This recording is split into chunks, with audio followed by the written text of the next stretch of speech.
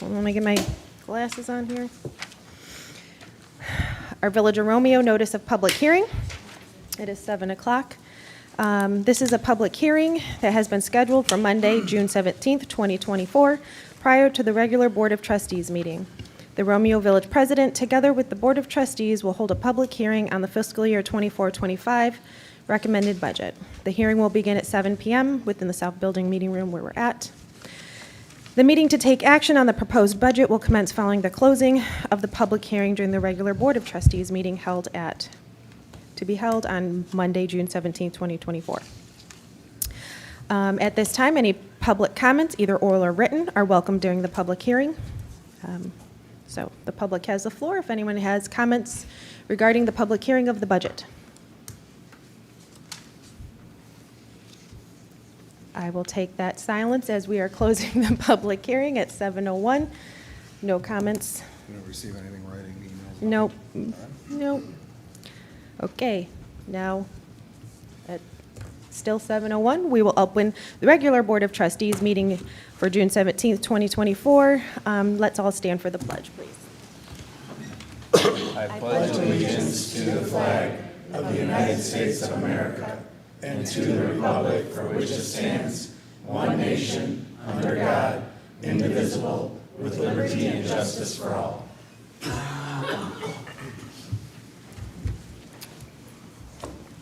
Clerk Trapp is away at conference tonight, so we have Ms. Sharon Smith taking our minutes.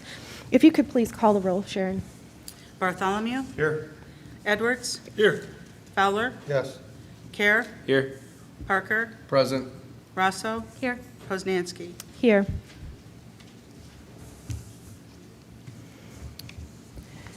Moving into our agenda, we have an approval of the agenda. I do have 2 items myself to add. We could add them under old business, or I guess we should rather say unfinished. We can do D and E. I can give an update.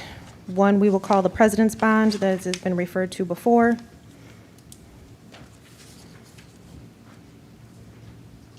I'm sorry, what was that, Mayor? President's Bond. And then we will add E also, Accounts Audit. We need an update and a little bit of attention to that. Are there any other additions, or do we have a motion for the I'll agenda? make a motion to approve June 17th. Did you have something? I have one quick addition, if you don't mind, under unfinished business. The tree board did meet, we did talk about the ordinance, so I just want to update on that. Okay, let's add F. Tree Board update. Is that sufficient? And then I was going to add 10B, the Ethics Subcommittee report. And Gotcha. H under 12 new business short-term rental ordinance.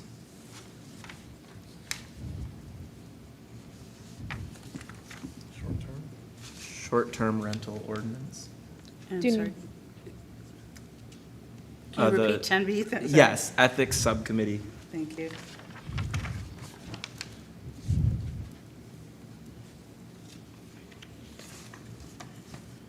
I'll make a motion to approve June 17th, 2024's agenda with said changes or additions. Support. We have a motion by Parker, support by Kerr. More? All in favor? Aye. Do we have any opposed? We have none opposed. Moving into the approval of minutes, we have quite the list of minutes. We had a few that we did not approve. Apologies. Last meeting, so we do have a few sets. Let's take them individually for Sharon's sake. We'll go slowly. Let's start with April 23rd, 2024, special meeting minutes. Do we have a motion to approve? Motion to approve April 24th. Second. Okay, we have a motion to approve April 24th by Parker, support by Fowler. All in favor? Aye. Do we have any opposed? There are none opposed. That was April 23rd, by the way. Oh, I apologize. It's written right, I said it wrong. And then we have May 7th, Motion to approve. 2024, Sorry. special meeting. Motion to approve special meeting May 7th, 2024. Second? Second. We have a motion by Parker, support by Rousseau, to approve minutes as presented. All in favor? Aye. Any opposed? There are none opposed. Okay, moving into our May 20th, 2024. That was our regular board meeting. Motion to approve the minutes for May 20th, 2024. Support. Okay, we have a motion by Parker, support by Care. All in favor of the May 20th? Aye. Any opposed? There are none opposed. Let me turn the page again. Okay, now moving into June 3rd.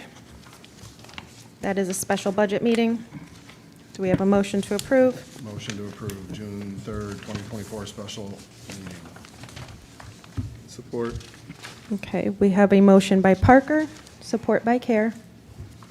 All in favor of the June 3rd? Aye. Aye. Do we have any opposed? There are none opposed. And this is the last for June 10th. Again, special budget meeting. Motion to approve June 10th minutes. Second. We have a motion by Parker, support by Fowler to approve June 10th. All in favor? Aye. Any opposed? None opposed. Okay.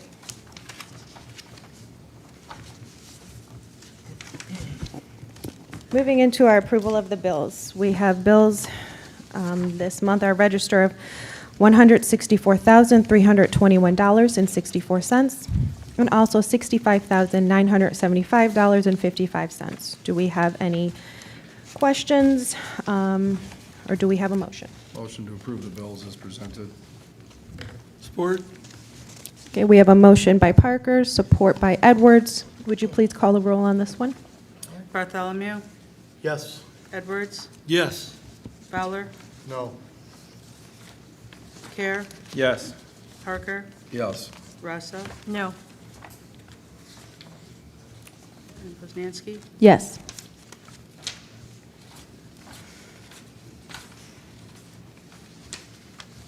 Okay, within our bills, we did have credit card, we had explanation, going through it.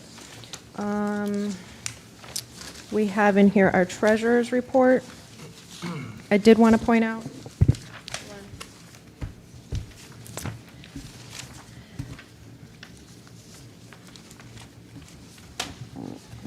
Did the best for a detailed cemetery. Go ahead. Sorry, for the treasurer's report, I saw the email about correcting an error. Yeah. Do you know what they did? Because it looks like it was the American Deposit Management. Yes. Okay. Yep. So, So, after last month's meeting, we do get reports. The treasurer gives us, we do have two different accounts that we have our money invested in.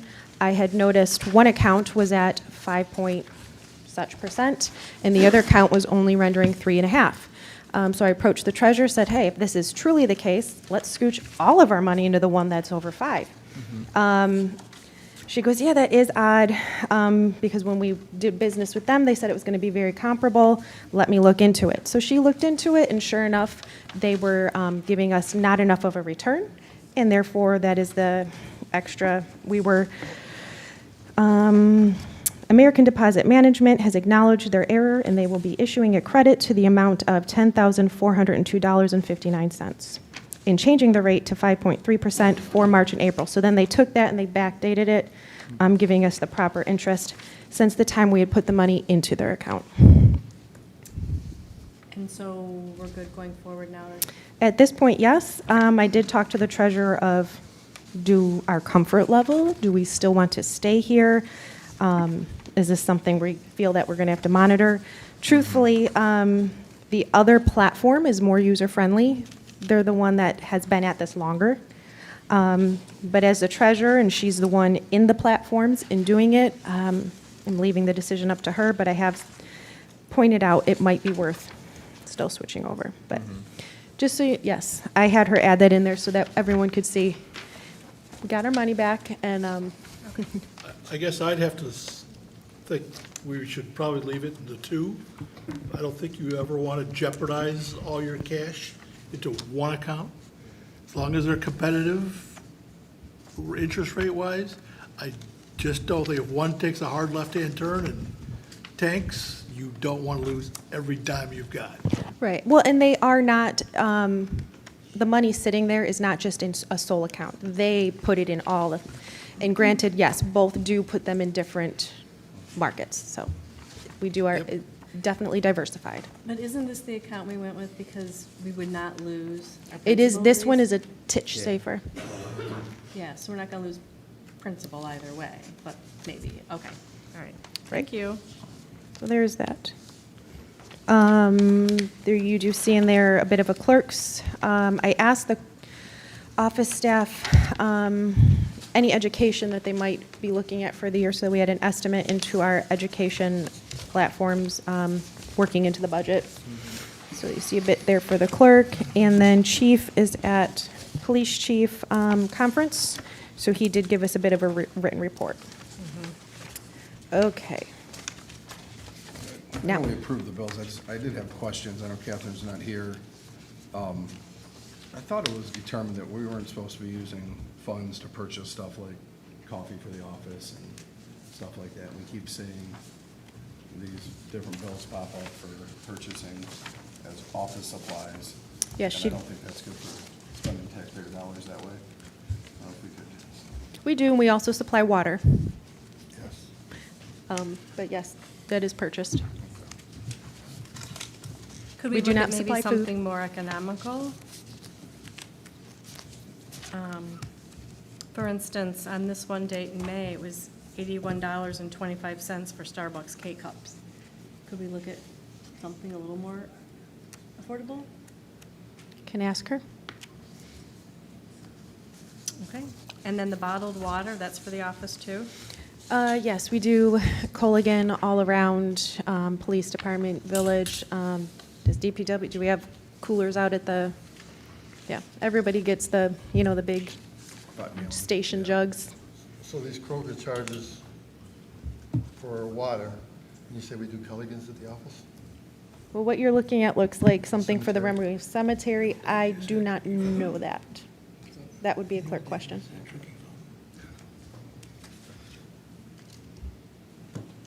Okay. Sufficient for now? For now. Okay, moving into our presentations, we do have one for our green space. Donna? Good evening, everybody. I'll introduce myself. Oh, all right. My name's Donna Foland, and I'm here representing Green Space on Prospect Street, which is grassroots effort to acquire as a village park and preserve the former medical school property, 4.6 acres. And I thank you for your continued attention and support and being able to come in here every month, give you an update. Thank you, Trustee Care, for providing that update last month when I couldn't make it. So anyway, just a quick update. First of all, as you know, when we met with the Board of Education, and they listened to our presentation, and we had a good discussion, and they voted unanimously to extend the deadline for the pause of the RFP to November 1, which was pretty exciting, and they were really, we had a good discussion. They were interested in how we're gonna put this all together, and we'll be having further discussions. So where we are, we have committed to raising $500,000. We've extended our internal deadline to reach that by, we'd like to reach that by August 1. And right now, we have $340,000 in pledges and donations. We are working very closely with the Community Foundation, for County Community Foundation, and we're busy now, we're just going to put out a ton of grants, and we're especially looking at one that hopefully will bring a challenge grant for $50,000, which is kind of the most stimulating fundraising thing we can do. And as we're doing that, I have a question for you, is at some point, I'm sure we're going to need a letter of support from the village. that says you think this is a great idea and you support our efforts and you look forward to there being a park, this as a green space in the village, to, I know we have our resolution, but to get a letter of support, how do I make that request? Can I ask that question here? You, I think you just did. Yeah. It might be helpful if you wrote the letter out, and then we could vote on it, and then President Poznansky would sign it, I would think. Suppose that would be a way to do it?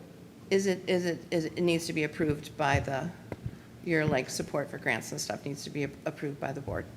Right. in If you general- wrote it and put everything you want in it, and then we would vote on it, and assuming it would pass, then Okay. President Right, I do not Poznansky feel would- comfortable taking the reins on solely supporting for the whole village as the president, as we have many residents we represent. All right, we will do that. Maybe try to bring something that maybe you could review in advance, and would that be acceptable? I will look at it. Yep. All right, I will try to, we'll work on that, and we'll bring something to you next month and provide it to you, in advance, so you can all review it, and maybe you'll have some tweaks to it, so, thank you for that. So anyway, that is what we're very busy doing right now. We have events that are our Gardens and Green Space event is coming up. It's a garden walk on June 29th. There's a bunch of these cards up over there. And you can buy, it starts out, it's from 11 to 4, and it's going to start out at Abbey on Main, so you can buy tickets around town. On the website is a list of the various locations, but you can also buy tickets day of or online. We got 10 really nice gardens, and we want to, we also, on the map we're putting, has the gardens on it, but we're also going to point out, various amenities within the village, like the village park, the green space that we all want to preserve, your Sisson Street Park, if there was a little. We've got Hawks Acres, so we want to, in Washington on the walk, so we want to celebrate, the successes that are happening. So if there's anybody that I could go to provide a little bit of information about Sisson Street, we'd like to provide that. Maybe we could build a little excitement for that also. I'm not sure who that would be. But I'll shoot you an email and ask for that. Okay. What else? Also, for swag over there, got these very cool bumper stickers. So wear your green space proudly. That's all I have. Does anybody have any questions for me? Thank you. All right, thanks again. Thank you. Thank you. Okay, moving on to our correspondence, we did not have any. And into our public comments. We do have public comments. You are able to come to the podium, 3 minutes, and speak on any topic you'd like.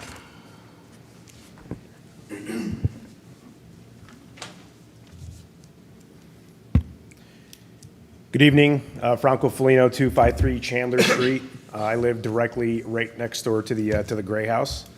I'm here this evening to speak regarding the situation developing at 273 Chandler Street, specifically the Gray House, being proposed as a bed and breakfast, which I want to be clear is no way related to the ongoing GSOPS effort that Donna just presented on.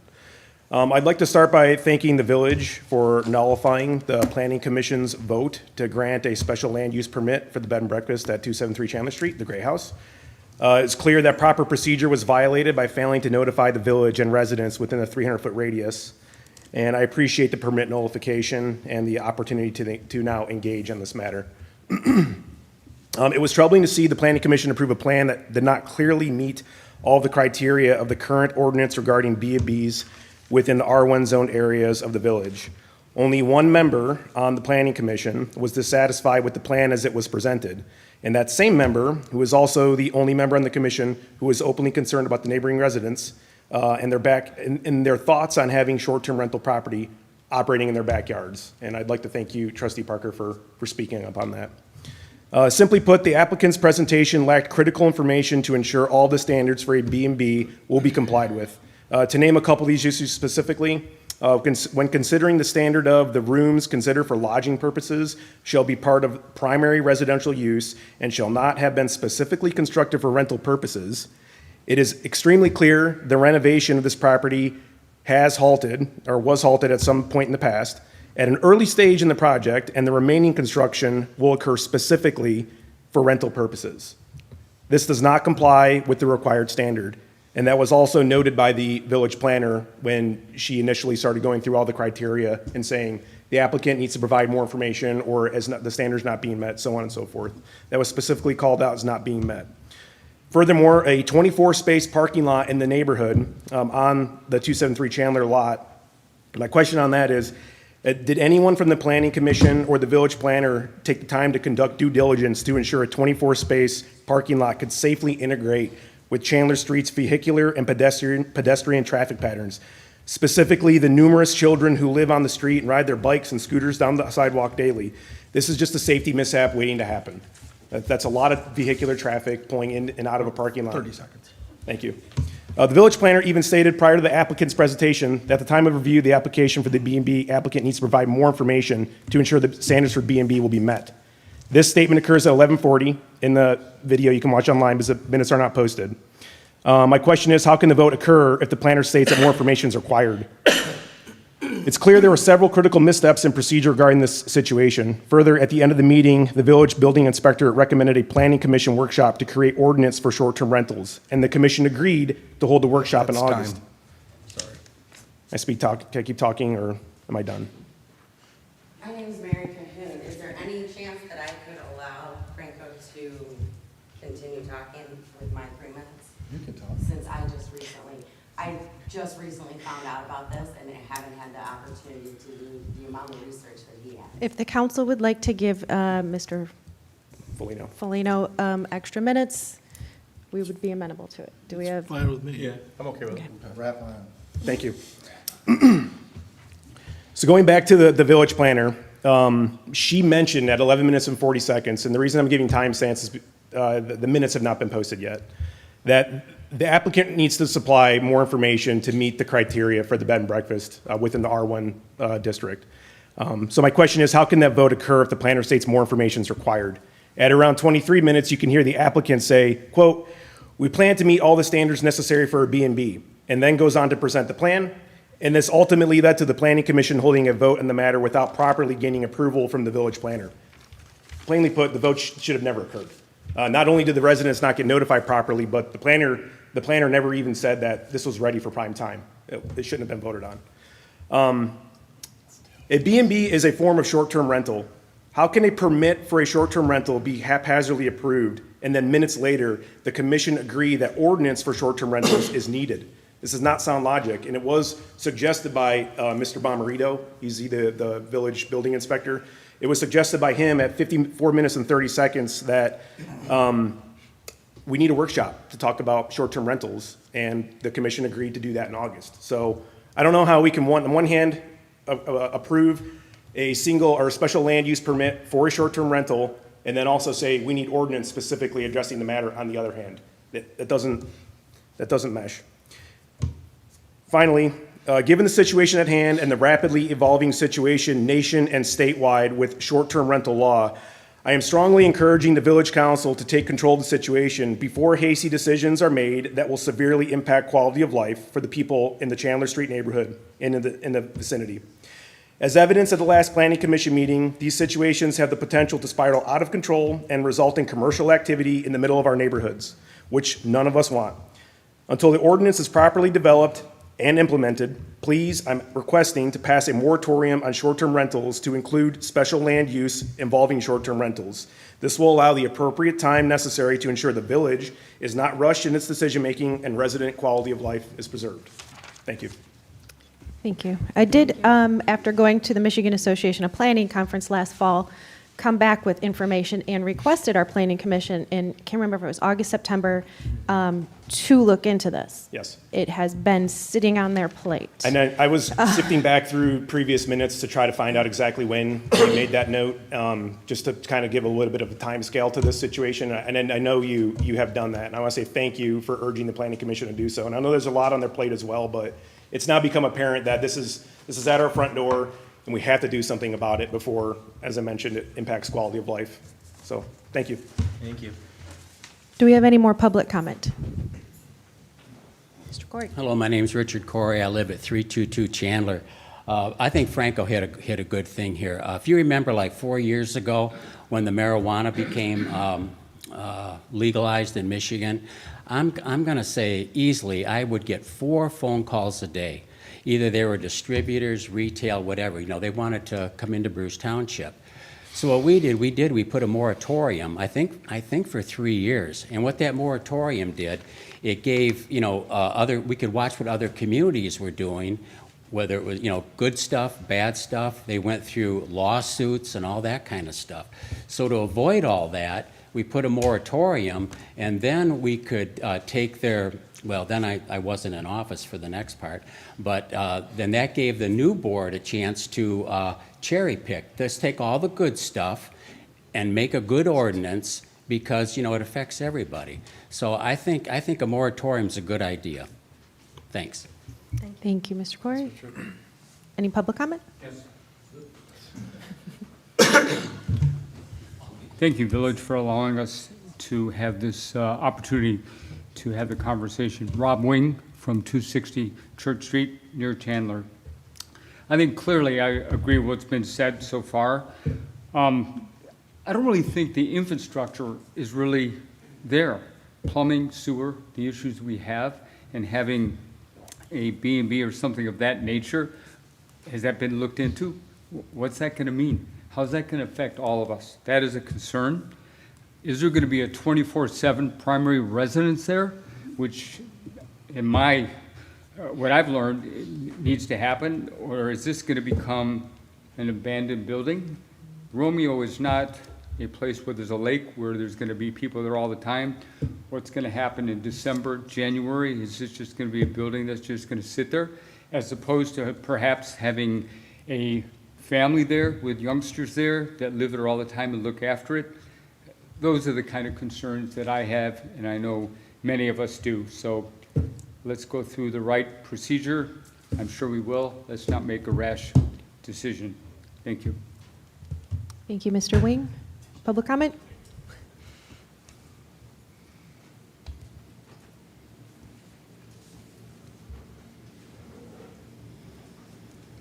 Good evening. My name is Clark Stahl. I live at 380 Brook. I'm primarily here to follow up on some things that happened in our Romeo tree board meeting on last Thursday. And I'm not here to come up with any solutions. I'm just bringing it to the Board of Trustees' attention for you to look into it and do some, probably do something about it.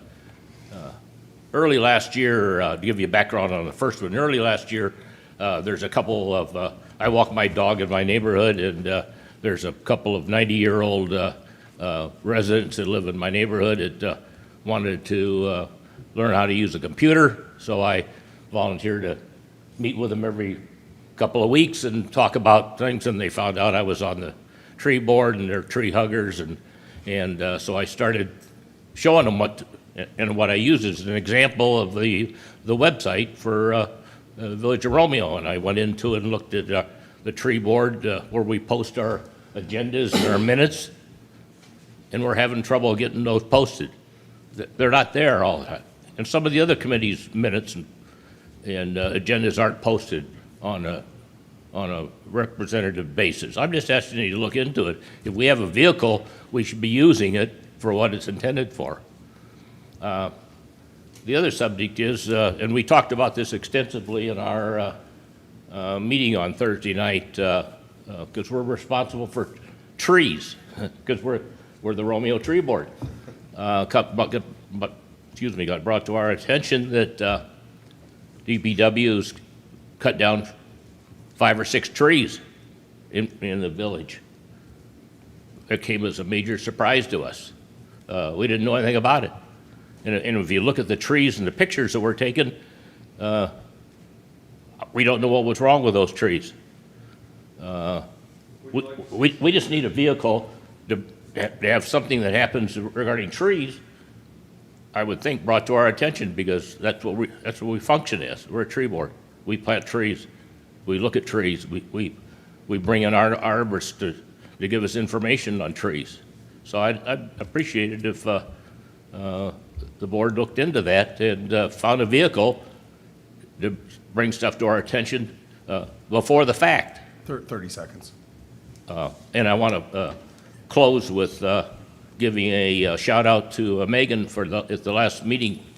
You brought up the fact that the members should lean forward and use their microphones. I can now hear things a lot better than I did before, so I appreciate you bringing that up. Thanks, Megan. Okay, any more public comment?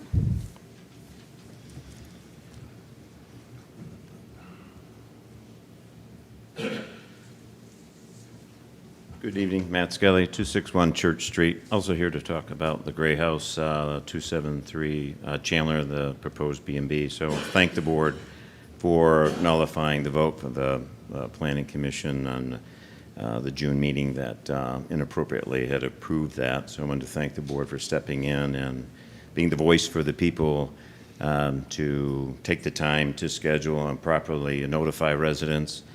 Schedule the meeting, which is now scheduled for July 11th in the public hearing format. The objective of those meetings, obviously, is to gather the will of the people so the boards can appropriately make a decision, an informed decision. And obviously, I think you'll hear, and I'll echo Franco did a great job, so I'm not going to repeat much of what I had prepared. Also, having reviewed those, the video of that meeting, it's critical that we do take time to take a step back. The village take control of the matter as proposed by other residents here, a moratorium until the SDRs and, can be addressed, whether it's a B&B, Airbnb, bed and breakfast. The size of the proposed 273 Chandler operation, to me, is a small boutique hotel that doesn't belong in a residential neighborhood. The proposed parking lot is 24 spaces. Incidentally, there's 14 spaces in the parking lot that was constructed next to the post office. So just imagine the scale of operation in the middle of a neighborhood. Simply doesn't belong. We need to take the time to continue as the board here, the village council stepped in, saw that it was not being handled properly, and make sure that the will of the people is understood, collected in that meeting. So we don't just go through the motion and then have the Planning Commission vote yes again. We haven't accomplished anything other than delaying it a month. So I strongly encourage an opportunity to take a step back and get a proper ordinance in place. Thank you for your time, and thank you for taking the matter under control. Any more public comment?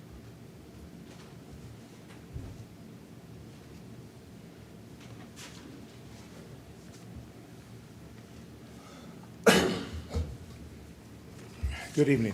I'm Darrell Raz, representing Raz Building and Development, 68766 Villa Drive, Washington, Michigan. I've talked to Richard a number of times about the park and the green space. I'm not opposed to it. I'm not opposed to it at all. In fact, I brought up a concept to him. It's kind of a hybrid, and it might behoove the village of Romeo to take a look at it. And if I could approach, I'd like to pass out this simple concept for you to take a look at. I know I only have 3 minutes, so if I could approach. If you could just hand them to Okay. Ms. Smith, and we'll get them distributed at the end of the meeting. There you go.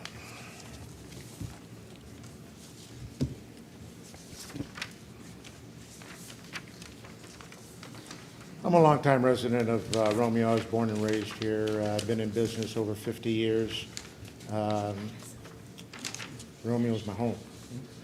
I think that property in the concept of the green space is good.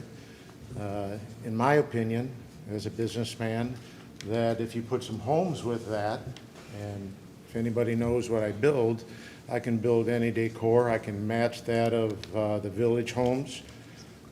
You would get some revenue from property taxes. And I know people like to move into Romeo. I have clients right now that want to be here. And you still get the, park. And you can utilize the parking down on Prospect Street. If you notice closely, from Chandler, there's a walkway.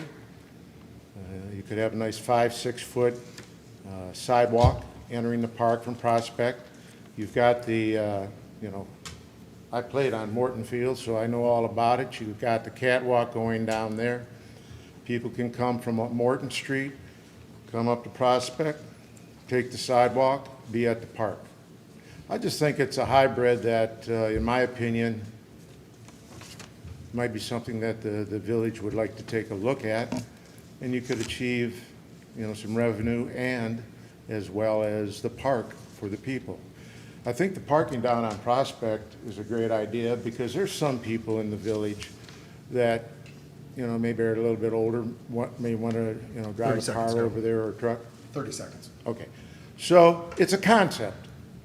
If anybody has any questions, I'll just take them now. If you don't, if you just want to look at it and think about it, I could buy the property, donate the park to the village, and possibly you could work out something with the green space people for an account of money to maintain it. I mean, it's going to be a liability if you, have the whole thing as park. Get no revenue. Have you talked with Green Space? I've talked to Richard, and Richard and I have known one another for a long time. I think he's a little older than me. We went to school together, and, but yeah, we talked about it, and if it's all or nothing that the park people want, it's something you should take a look at, I think, and I think it's a pretty good idea myself. Oh, yeah, I like the fact that you're tax base. There's some money being made for the village. Yeah, you could get some revenue. I got 10 homes there. Thank you, sir.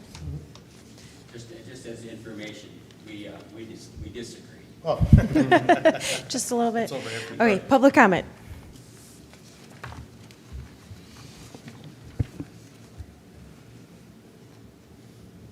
Hi, my name is Randy Lavasser. I'm from Oxford Township.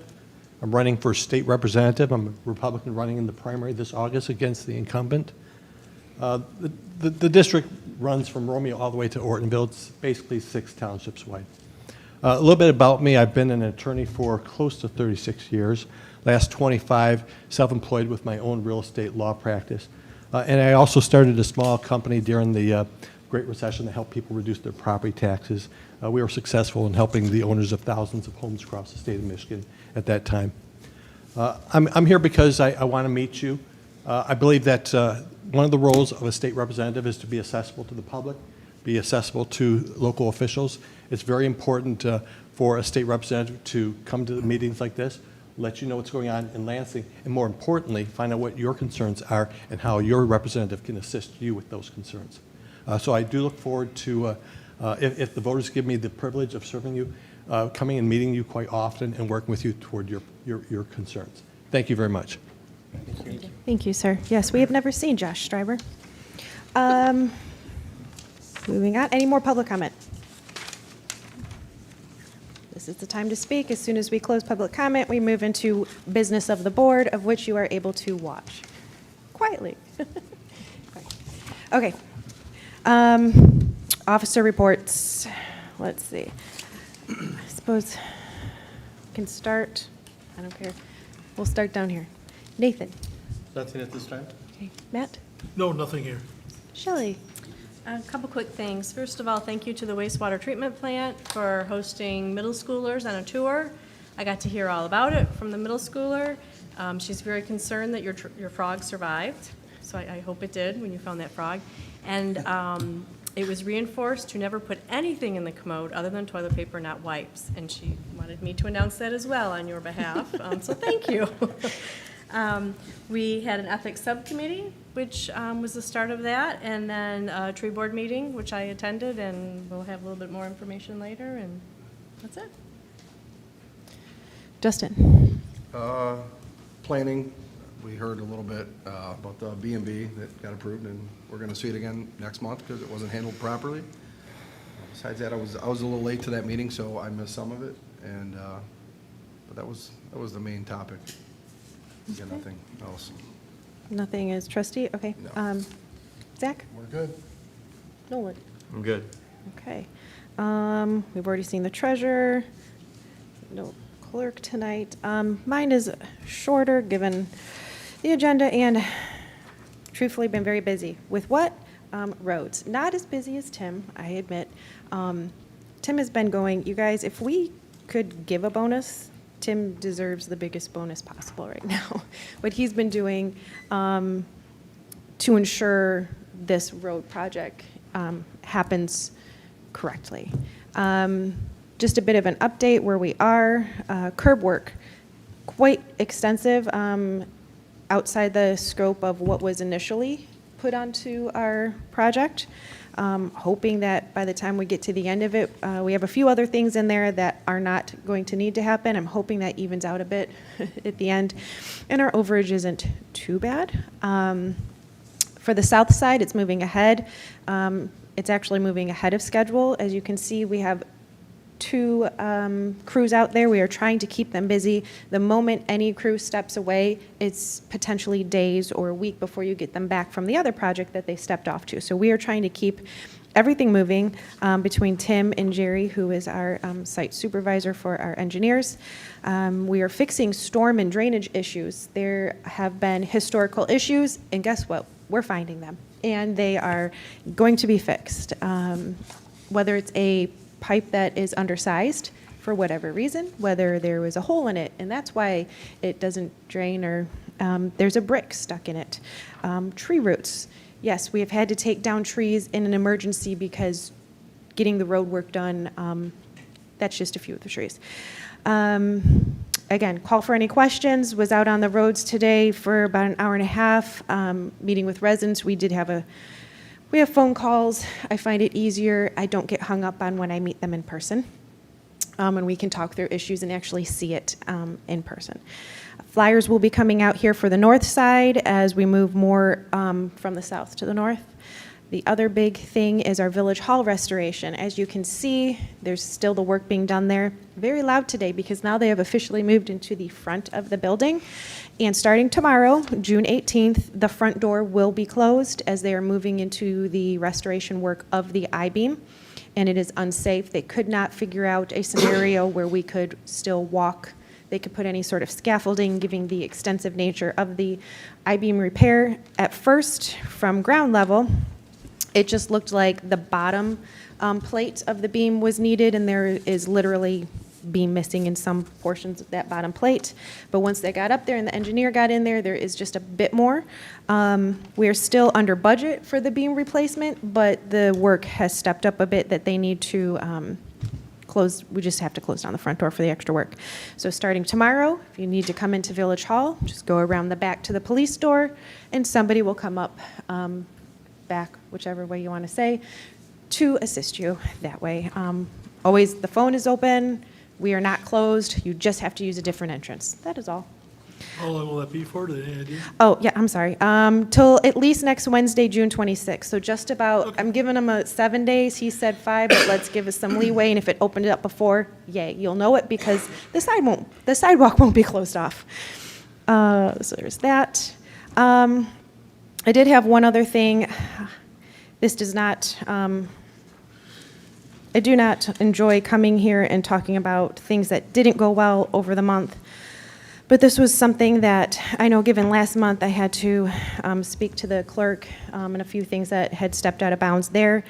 This month, we had an internal issue come up, and there was a need to have access to all of the village emails at that moment to see what needed to be seen.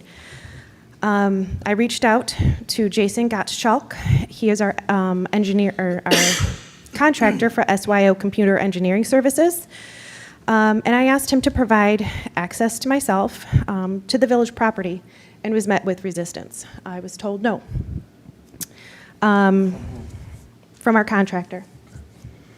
We went back and forth.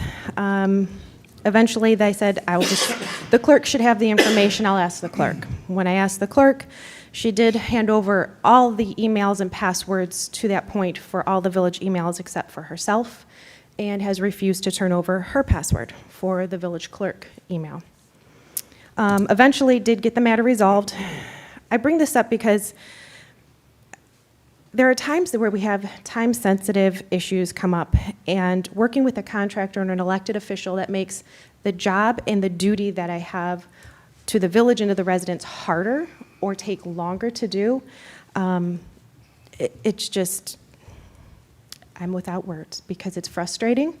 And it's my job to come here and appraise everybody of the goings-on of the village, and after 5 to 7 hours, I was able to resolve it, but it shouldn't take that long to work with a contractor that we pay and an elected official.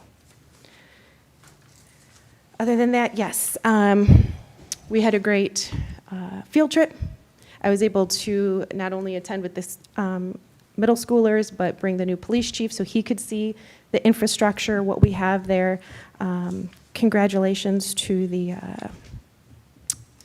Methodist Church on 200 years. Was able to attend church service yesterday. That was a great celebration. And that is it for the President's report. Committee reports. May I ask a question about your report? Yep. Is it clear to the contractor now that you have the access? You won't run into that issue again? I could not confirm that. If he feels that, I reminded him that that is our property that he was withholding from us. Yeah, that's alarming. I know it's not on the agenda, so we really can't make motion or on it, but can we verify that they're aware that as the president, under General Village Law Act, you have the access to all records? He was made aware of that. Okay. Didn't matter. Does he have a contract with the village? We do. Does Yeah. the contract say anything weird? It doesn't, and I asked him that, what he wanted was something in writing, and I said, there's nothing in the contract that says that. Anytime I call you up and ask you for any assistance, anything, you've never asked for verification in writing. We need access to our property, and he refused to do it until he got written notice from the village that that's what we wanted. So, The village clerk or the village attorney? myself. Okay, all right, thank you. We just approved their contract pretty recently too, didn't we? We did, because he had come in, SYO had come into the village with, when Christine was here. It had lapsed just prior to myself coming in. We had that discussion. Christine had signed the contract extension without, again, approval. So then that's when we went out for bid to just make sure that the proper protocol was done. We still went with the same contractor, but we at least followed our policy. Yes, firing him did cross my mind, but knee-jerk reaction is not always the best. And as always, looking out for the village is my #1 priority, and do not want to make knee-jerk reactions and not be prepared for then not having an IT contractor and what that might mean for the village. So if that is something the board would wish to do, we can look at that, but that was not something at the moment I was willing to do. There's never been any problems like this previously with this contractor? He has pushed back on a couple different occasions when I asked for items. What's he hiding? From what's his reasoning for pushing back?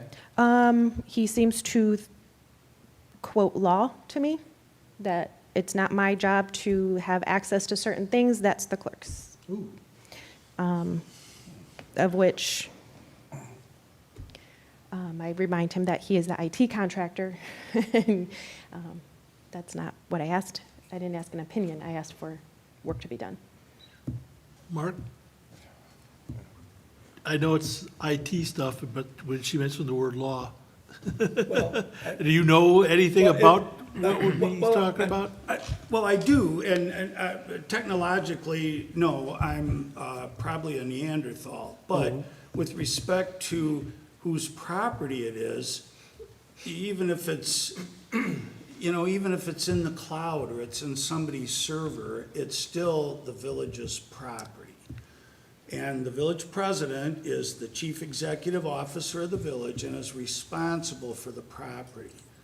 And I don't think that the contractor has the ability to say, no, I'm not going to give you your information. I'm not going to give you your property in whatever form it exists. As much as I totally agree with that, there's something that's sticking inside me that says, he's gotta be, he wouldn't go out on a ledge like that, just say something like that, like it's state law or something, that would prevent him from doing it. I mean, I am always willing to be educated, but property in whatever form it exists, whether it's real estate, or whether it's stocks or bonds, or whether it's information and how the information is kept, whether it's on tape or someplace else. Can you imagine if somebody you were storing the village information on cassette tapes? I'll date myself. Right.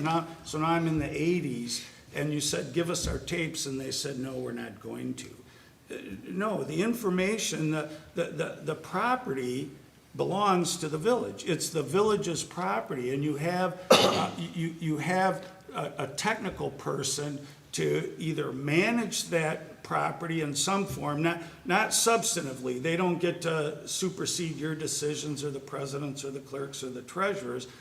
But can you imagine having property that belongs to you, and somebody is keeping it for you and manages the flow of it, and then says, no, I'm not giving it to you? I mean, my offhand view is that the clerk would have her stuff, treasurer would have her stuff, but the president should have the ability to see everything. Exactly. And that's what I was agree. asking for. I agree wholeheartedly. Yeah, and that's written into the general village law. I mean, the clerk shouldn't have the ability to look at the treasurers and vice versa, but the president should be able to. Yes. Correct. And I didn't to that point, and it became apparent that I needed to. And when I asked for it, I was met with resistance. Again, I eventually got it. But contractors, to use a phrase Mark often uses, the tail doesn't wag the dog. Right. It's not, you're paying, you're paying almost $500 a month to have the contractor manage your information in some form, or store it or keep it in some form, not to own it. And then the clerk was more than willing to hand over everybody else's emails and passwords except for her own. That was concerning too. And the issue is not about personal information.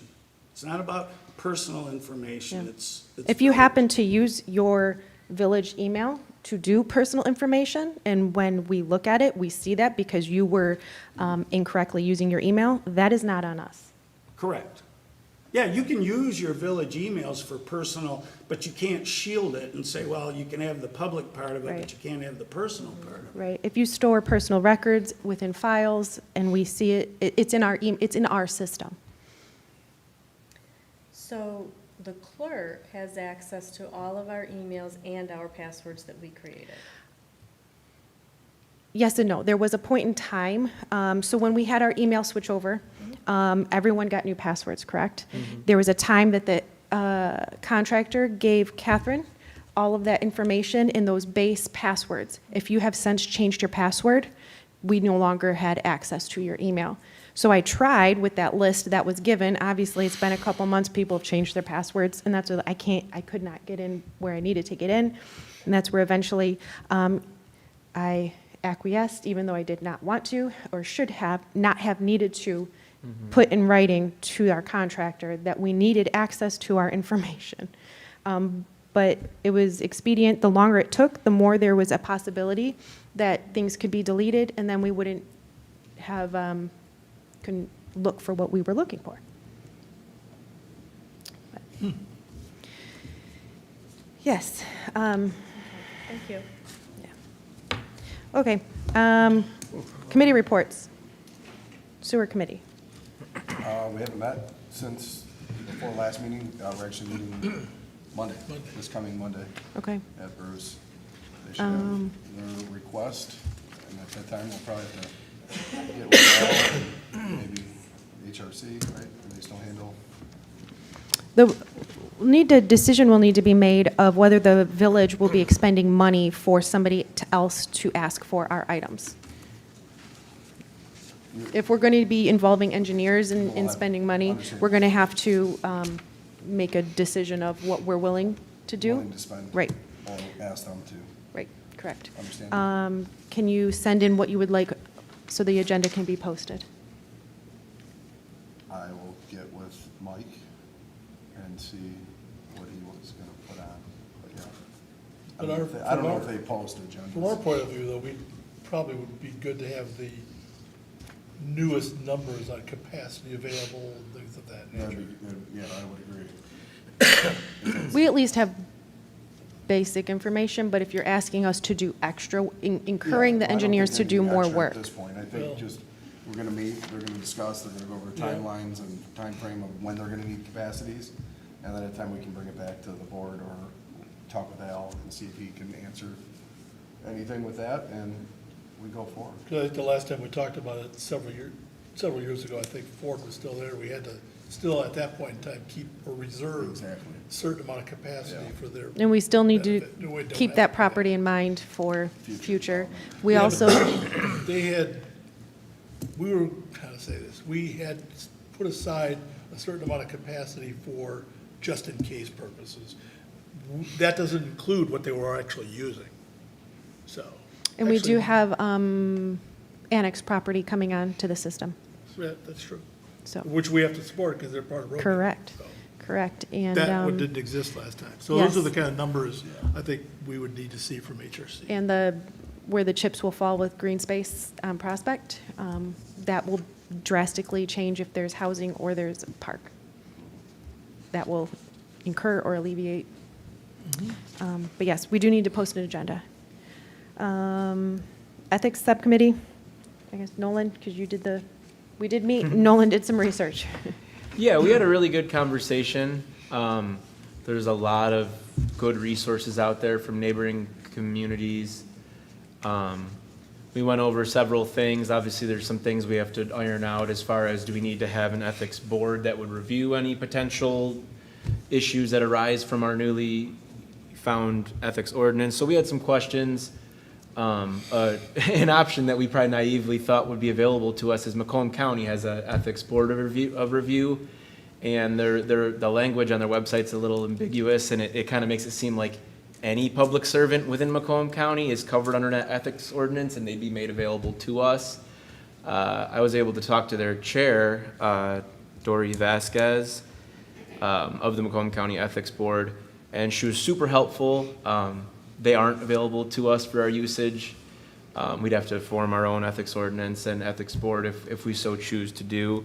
She was able to offer a ton of insight that I jotted down some notes for and can take back to our next subcommittee meeting. So she was super helpful.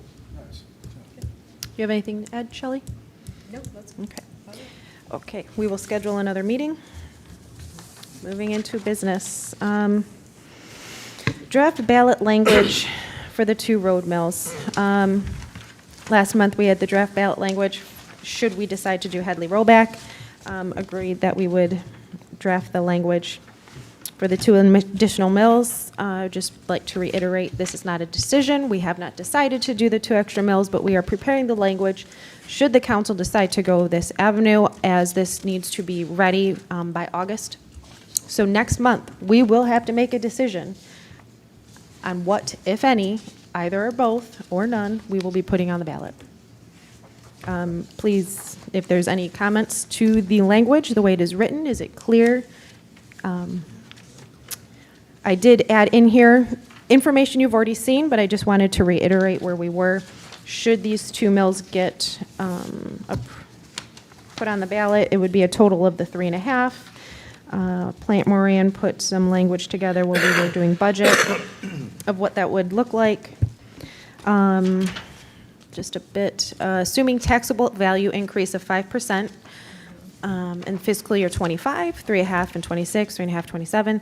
The estimated increase in property tax revenue for the municipal street fund millage rate increase from 1.5 mils to 3.5 mils would be approximately $450,000 for fiscal year 2026 and approximately $465,000 in fiscal year 2027. The increase on the average, again, not everybody, average residential taxable property tax bill would be approximately $200 in fiscal year 2026. This is, again, part of how we would be paying for the rest of the project, Southwest. Also, the maintenance of the multi-million-dollar brand-new roads that we're putting out there, we do not have the funds to take care of it. At 1.5 mils, that hardly takes care of the crummy roads we had, salt, snow plowing, patching. So. Does anybody have questions or comments for the language? I just want to make sure I'm reading this clearly, that the taxable value of the property for a period of, is it 2 years, commencing 25 through to 27? That would be our decision of how long we wanted these additional mills. Is She that just kind gave of an, what ex- she's modeling here. she gave an example of what, Okay, just a projection of the few years out. okay, gotcha. That is the choice of the board. She didn't project out farther than that. Okay, 5, 7, 2, 3, that is what we would be asking for, whatever number we determine. okay. And I will say, with respect to the language, I'm going to fall on my sword because I'm the one that drafted this language. I do believe that there is a typographical, maybe 2 of them, I think, in there, where it says may be increased by 2 mils for each dollar, and then in parentheses, it says $2 for each $1,000 of value. I think that's accurate, but it's potentially confusing. So if you decide to do this, I'm going to clean that up for you to make that. It's accurate, but the thing you don't want to have in people deciding whether to raise taxes is confusion. You want them to either vote yes or no based on clarity. And so I will visit this again so that the confusion is eliminated, and I apologize for that.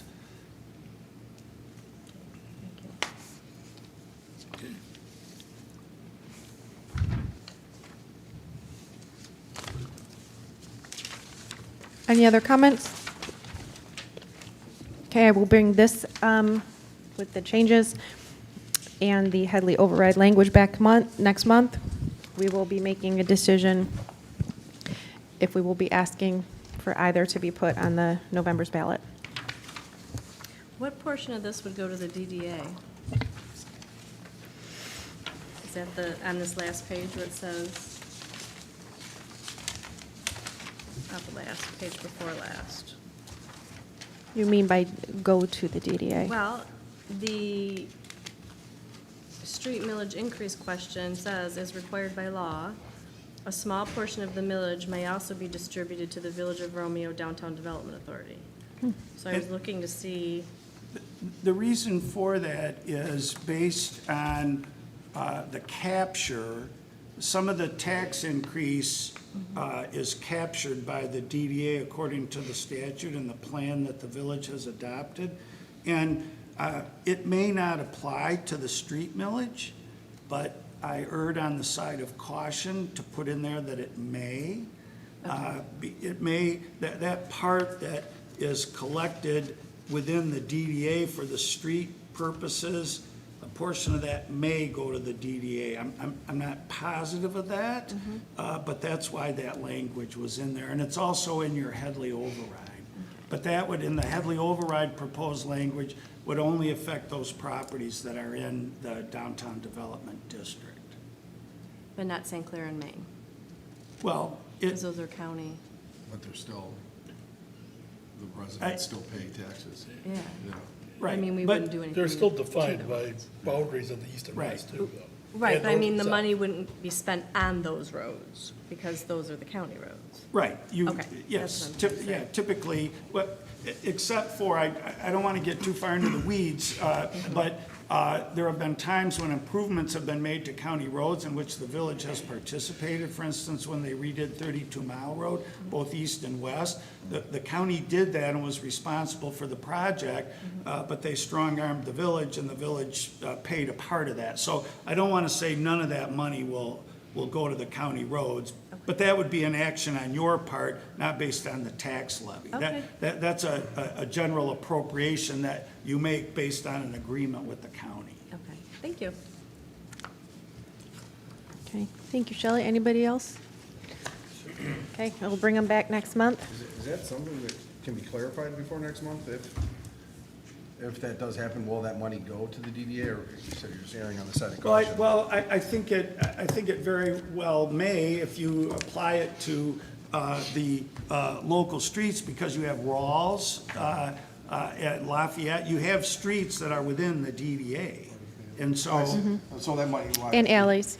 and alleys, I mean, But if it goes directly to the DDA, will those funds in turn come back to the village for use? no, the DDA's, the answer is no, because the DDA receives an increase in the value and the millage is applied to it. And so they will get the money to which they're entitled. It's not circular. It doesn't go to the DDA and then back to the village. Whatever they capture, they're allowed to keep.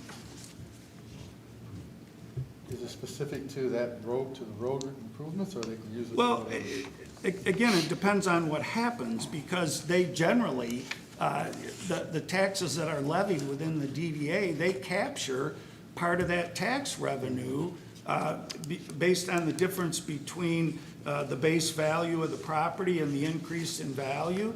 And so I can't say, well, it'll apply to Rawls, but it won't apply to Lafayette. You can't parse it that way. You can't do that.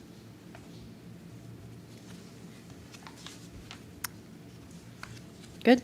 Yeah. Okay, thank you, Mark. Hey, I will bring that back, or both of them back. We have our draft fund balance. This is, we looked at it last month, however, Mark put it in ordinance form.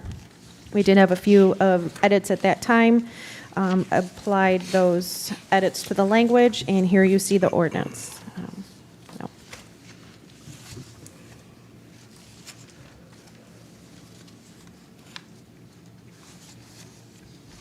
Do we have any questions? Do we have a motion? I'll make a motion to accept the proposed draft fund ordinance Support. as written. Sorry. Still support. Okay, we have a motion by Edwards, support by Parker. I guess you could call the roll. Is it order? Rosso, Yes. Bartholomew, Yes. Edwards, Yes. Care, Yes. Parker, Did you call me? I'm sorry. Yes. yep, Fowler, Yes. Poznanski, Yes. Okay, we have a fund balance ordinance. Upon certification, posting, clerk trap will need to post that, and then it will become Thank you. ordinance.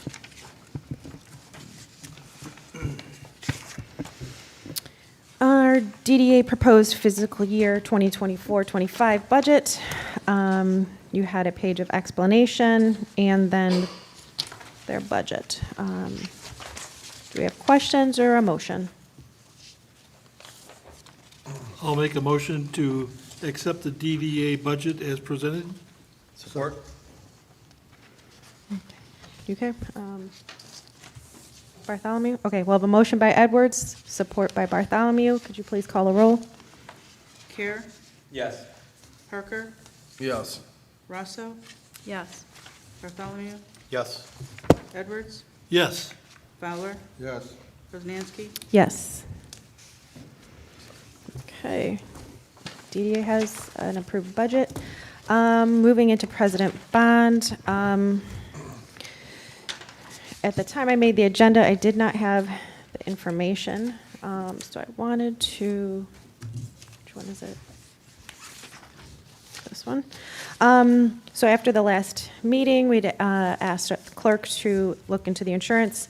I was able to get a copy of the bond to Mr. Clark. However, it's just, I don't even know how to say it, a title page. There was no no explanation to it. So I asked Catherine to contact our attorneys, I apologize, our insurance. What it came down to is Clerk Trapp asked for clarification of what the elected officials, there's a line item for elected officials coverage, asked what it covered. He informed us that the coverage is broad in this respect. It covers the individuals as they perform their responsibilities as assigned to their office/position. We do not cover illegal or criminal actions. In other words, we would cover the village if they were the victim of a criminal activity, but we would not defend or incur damages related to an individual's criminal actions. I then asked her, okay, well, that answers part of it. Can you ask him, the other part was, it's been years. Are you still covered? What is the statute of limitations on there? She literally asked, can you explain the statute of limitations? An elected official that is no longer with the village allegedly made some poor decisions with an engineer during her term. The current Board of Trustees would like to know if she was bonded. As president, she wasn't. So then, is her alleged poor decisions covered? He answered with, did the village suffer a loss due to her decisions, or is this a situation where a new board has a different point of view and questioning her judgment? If the city suffered an insurable loss, the village can be covered. However, if this is a situation where new officials are just indicating that they would have made different decisions, ... that is not a recognizable insurance loss. To which Ms. Trapp replied, it would be the latter. I did ask for a meeting to be set up so that we could talk in person with our representative, Mr. Troy Feltman. I do not feel that all the questions were presented in the way, and I would also like to see what he's referencing when he makes these answers. I still have not seen the meat and potatoes of it. Policy itself? Yes, yeah. So I'm going to be reaching out to him, setting up a meeting. So let me clarify, we have an insurance policy that we don't have a copy of? I have a copy of the literal policy.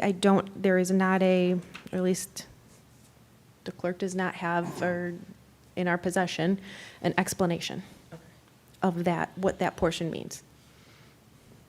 All right. We have all the official documents, we have all that sort of thing.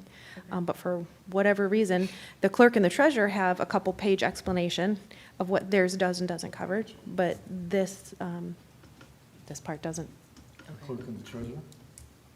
Yeah, well, they are separately bonded as the ones who are with the money. Deal with the money. So you are going to meet, because like, it does sound kind of more like Catherine guided this conversation in the manner she wanted it to be guided and not just ask the questions that needed to be asked. Is that correct? Correct, yes. I did feel that way, and that's why let's just have a meeting, because I don't feel that the question was quite asked the way that it was intended to be asked. Or that the clerk gets to make the decision that it was anyways. Okay. So you're going to schedule the meeting and meet yourself? Mhm. Yeah, or if he'll talk on the phone, I don't know, I feel like things are clear when you talk as opposed to emails, question back and forth, you're waiting days, things are inferred, whatever. Thank you. So a little bit of information, but really not getting anywhere. For the accounts audit that was also asked last month, our accountants have asked for a little bit more information. They're concerned that is if this really is a forensic audit, that this would need to be conversed and discussed. I did not feel that I was the one to be doing that, as this was not brought from me, but of the board. So if there would be a few other people that would like to join in on the phone call and discussion of what exactly is being requested to be looked into, I would welcome the board. I'd be happy to sit on a phone call if we could do a conference call if I'm not available to be in person during the day, but I'd be willing to. Okay? I can be a third if we need. Okay, do we want? I suppose we can have 4. No one else? Okay. Okay, I will reach out and then can clarify and come back to the board.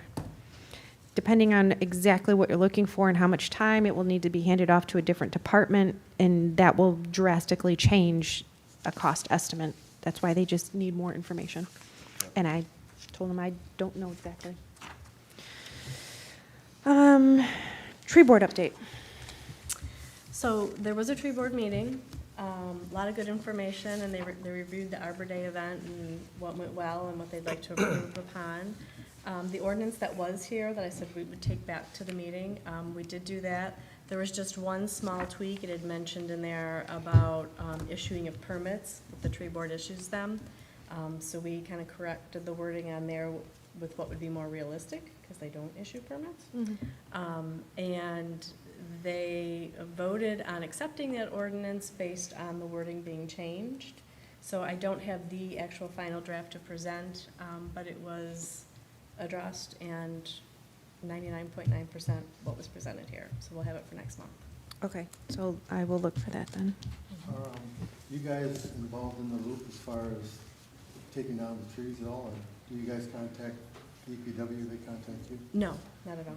Well, I had a conversation with one of your board members, and they would just like to know what's going on. And that is one of their concerns and one that they are attempting to address. Okay.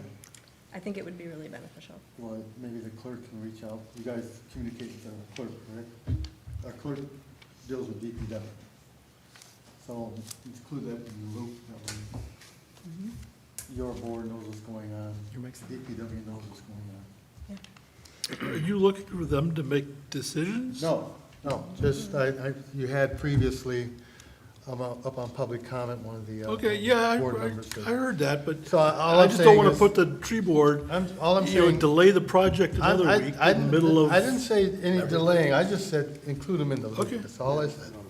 Right, and just for clarification, there are times that the clerk does deal with DPW and tree issues, and there are times that I also do. Okay. So yes, when Just I have to make information a out there. decision of, hey, we need to have trees taken down, this is it, yes, I can send an email to the tree board Yeah, that's it. Okay. to be informative. But when decisions need to be made on the property, then, Yeah, emergencies, I can understand that. right.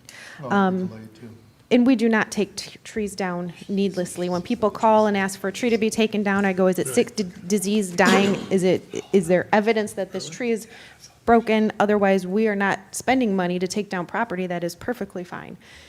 So any tree that the village does take down, Tim has multiple pictures, I seen the pictures, they're yeah. bad. Yeah. It's unfortunate, but these trees are hundreds of years old. They are coming to the end of their life.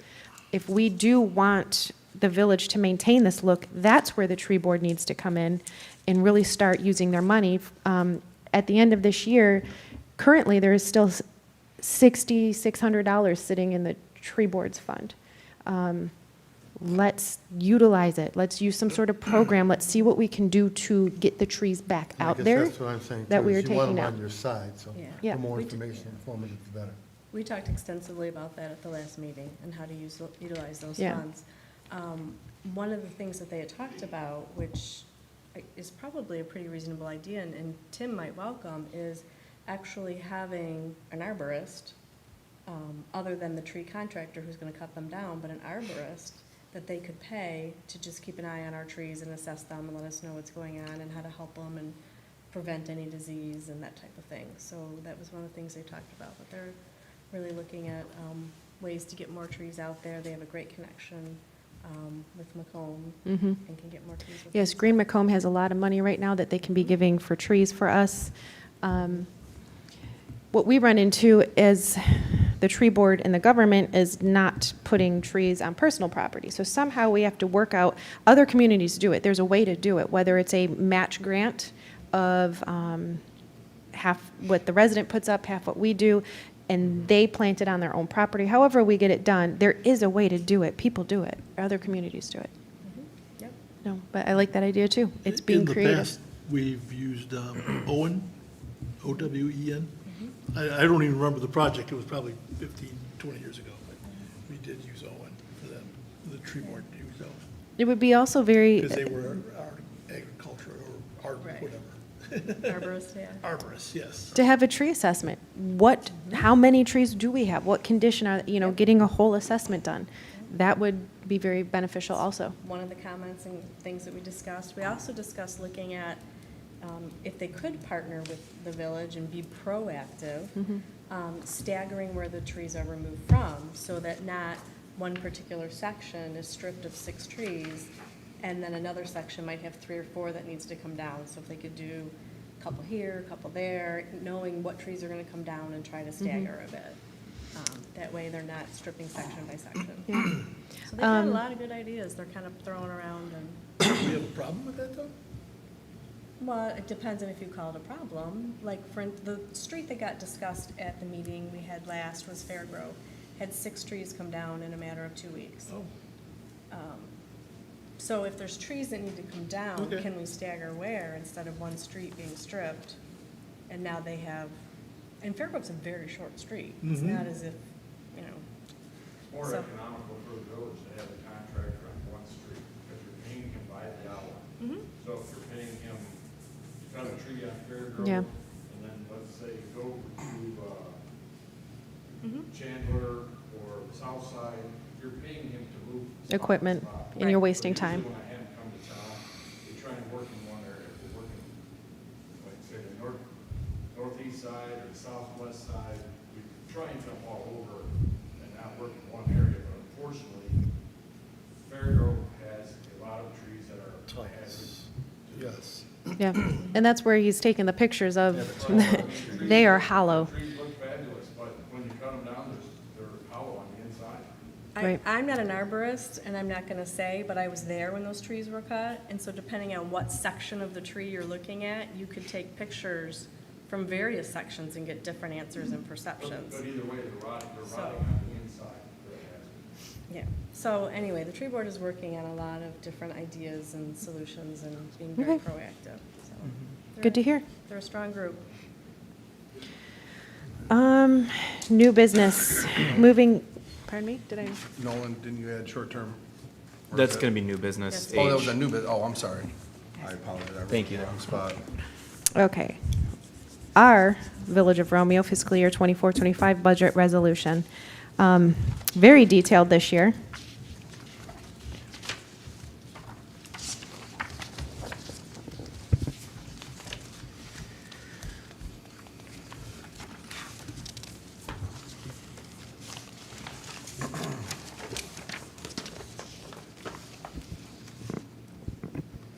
We do have the cemetery mills at the .37.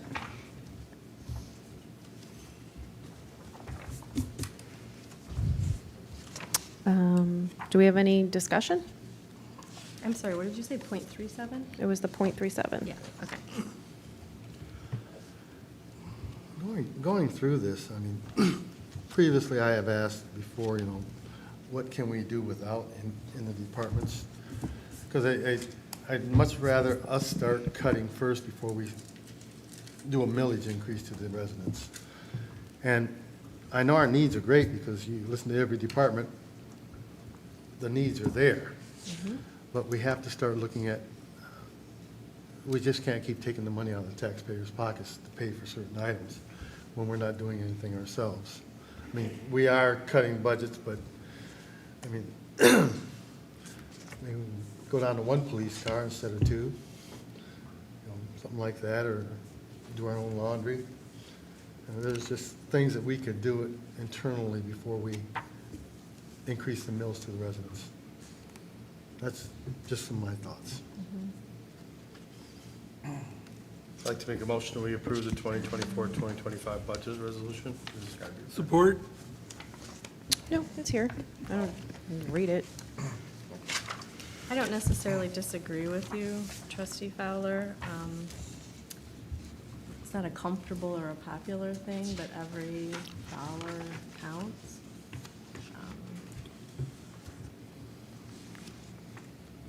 We did have, That's do why we you have a moved the motion by cemetery board Bartholomew and down to support by Edwards? .37 and I beg your pardon?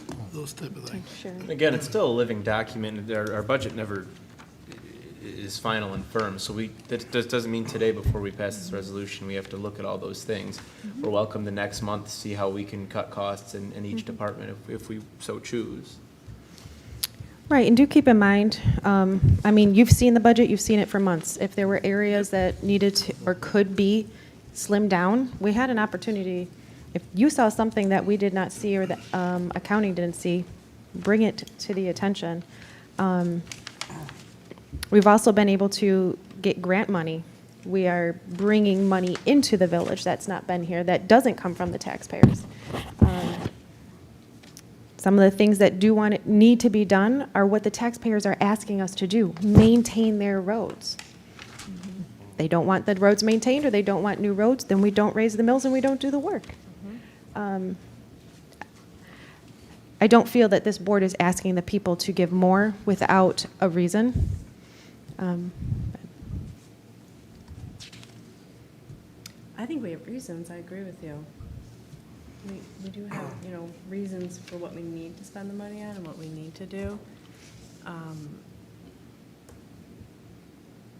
I just find it hard where some of the gray areas, where it might be,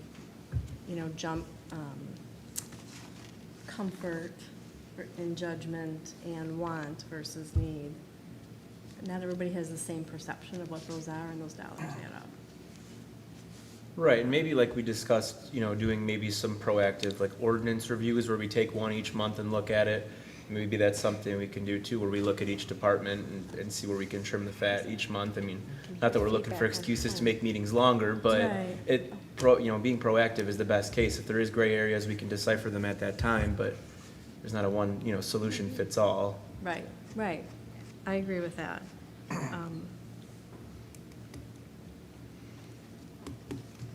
So ultimately, like we discussed, we lowered the cemetery mill. So the only way. Rubbish really was to- also lowered. Rubbish also, thank you. To save the taxpayers' money is to lower these amounts. If we're looking at getting into the budget and finding ways to move the money that we're already capturing to maybe funnel more towards the road project, that's something, like you said, we can do moving forward. But unless you can propose a millage rate decrease and justify, I don't know what we're gonna change today. Nothing, probably. Yeah. Just an awareness. Yeah. Well, and we all know that our fire contract went up by quite a bit. Big time. So, but if The- you want to look through the budget and next month. and If you want to find find out- $200,000, it's not just hiding in any Yeah. one single spot. Right. And just taking I'm not $1,000 here. believing that it is, I'm just saying if something can be fined or something can be postponed, or like Zach said, maybe we buy one car this time around and hold off on the second one if we can get by with the vehicles we have. And it's all proposed stuff we can look at, discussions with those departments, and see what we can all do to alleviate this and get these roads out. For the Yeah. fire. Yep. Yeah, makes sense. Well, in either way, the money, you guys see the budgets every month, you see everything that's being spent. You see the budgets, nobody's hiding anything. It's all out there on the internet. If anybody has ideas of how to better spend the money or where to put it to move it around, have at it. But there's only so much, and there is a great need. And we are also investing, and we are making almost $40,000 a month just off our investments. We are making money off of our money that we've never done before. To date, I think we had in there almost $110,000 we've made since December on our money. So between that, our grants, we are being as thrifty and as budget conservative as possible. Yep. Mostly. There's still a thorn in my side that we're spending $81 In on coffee. cake I pops. hear you. I'm sorry. I hear you. That is, I mean, it's one thing to buy coffee for the office, but $81 a month in K-Cups from Starbucks? I just bought my own. It's $7.99 per box. Thank you. I appreciate that. Thank you for listening to me. Yes, we have a motion. Would we have a motion by Bartholomew, support by Edwards? I think it was that, or was it, I thought it was reverse, I'm sorry. Could you please call the roll? I'm not paying attention to that. Care, It's okay, it's my job. Yes. Parker, Yes. Rosso, Yes. Edwards, Yes. Fowler, No. Bartholomew, Yes. Poznanski, Yes. Oh, these were- I don't know if I got better. Yeah. Okay, we have our council responsibility to village residents. This was an item that was requested from trustee Rousseau. So I will let you take the lead. And Parker. Oh, and Parker. And Justin Parker. So this was a document that you received with just some basic highlights or information from the past 18 months or so that just started, there could be more, but this is the past 18 months or so. And the focus was on performance of duty and financial errors with public funds, which are significant. There's direct and indirect costs. There's nothing on this sheet that we have not talked about in some way, shape, or form, or some board here at the village has not talked about. It is not new information. And it's not all the information. However, there is a trend, a concerning trend, of what's happening both fiscally as well as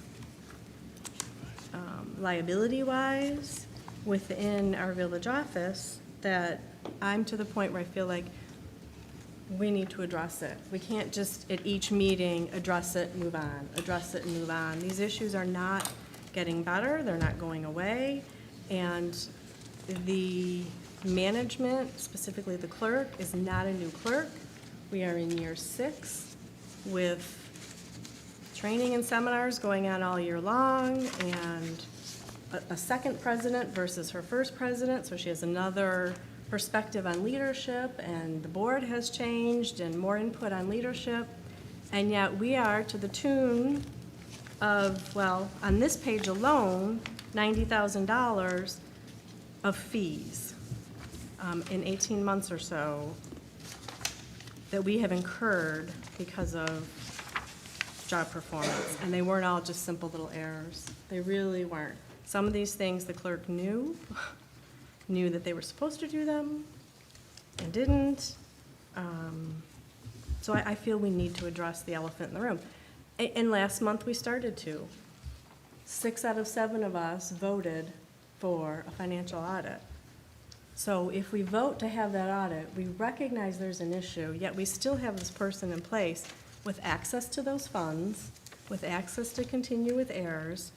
Now we are becoming part of the issue if we don't address it. We are allowing it to happen. And I just felt it was time to address it. But you can speak for yourself. Yeah, no, I mean, you pretty much summed it all up.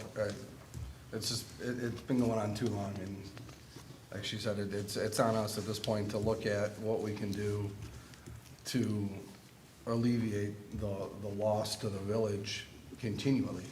And we just heard about another situation where she's emailing, alluding something different than what was requested. I think you have an example. I'm glad you gave me a call because this information was FOIA'd before, previously, and I never used it, but it seems to be repeating itself after the president gave that little dissertation about what was going on in the office. And as you see from what I handed out, on her email, she's doing stuff all on her own, acknowledging that regarding the weed application business license, you know, it plainly says that, you know, any alterations to the contract should just be dismissed, but our clerk took it upon herself to make the phone calls and correct the people's application and give them the license.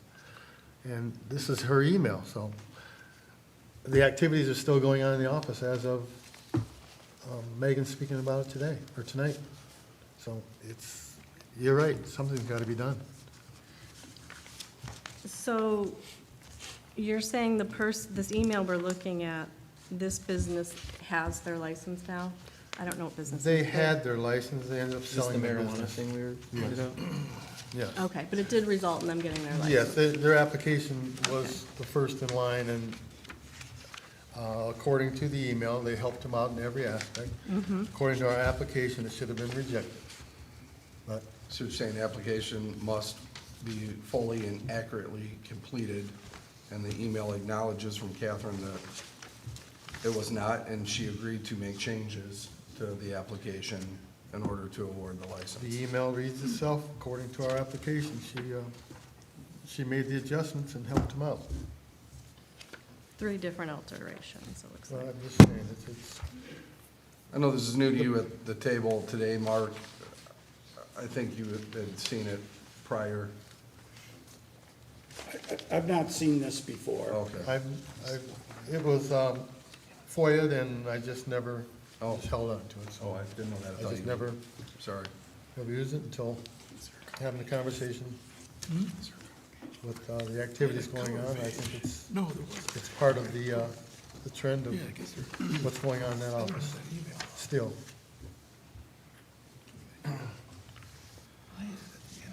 That's all. I read it. But trustee Russo, what you put here together it's all factual. I think you can back up everything that you wrote down, correct?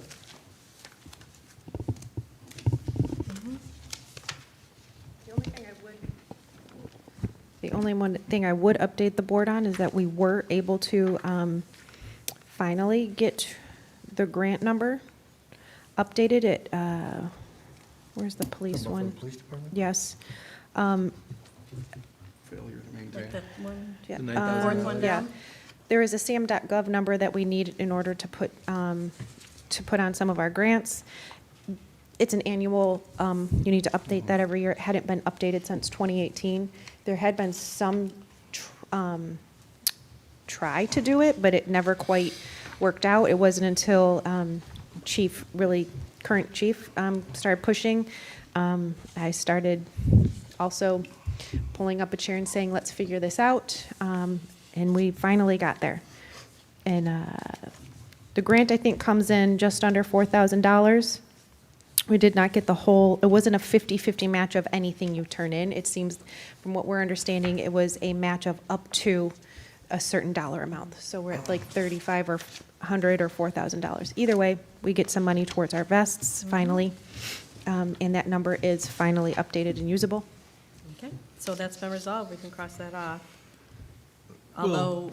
but the issue is still there in the first place. Yes, I mean, it's a Mark- laundry list of things we've. Mark, my big question here is, if this was a standard employee, okay, we can dish out whatever we need to, fire, whatever.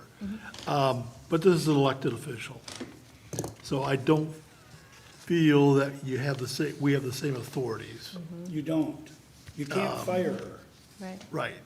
The council doesn't have the ability to fire, and it's not just Ms. Trapp. I mean, any office holder elected, you have a legislative responsibility, a policy-making responsibility, and the other office holders, the president, the treasurer, and the clerk, have their own statutory duties and responsibilities, more so as, if you put it in a context of private business, more so like a managerial responsibility or an executive responsibility.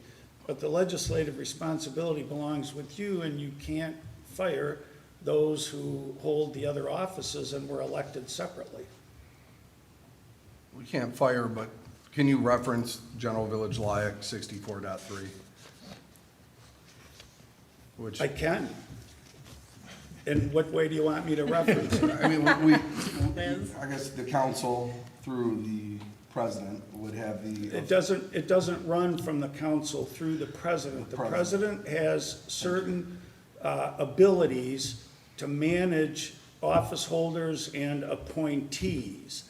But again, it's not, you can't, the council cannot manage the president, the clerk, and the treasurer. In terms of what you do here, you can vote with, if you will, you can vote with your pocketbook, make budgetary decisions, which you have the ability to do, in fact, the responsibility to do. But if you're going to present these points of deficiency, if you will, and then say, okay, now we're going to punish you because of these. You don't have the ability to do that. The voters have the responsibility to do that. The voters have the responsibility, if they choose, to pay attention and vote according to what they feel is in their best interests. And they've done that. And so you don't have the ability to terminate somebody because another elected official, because you're disappointed in how that person carries out his or her office or responsibilities.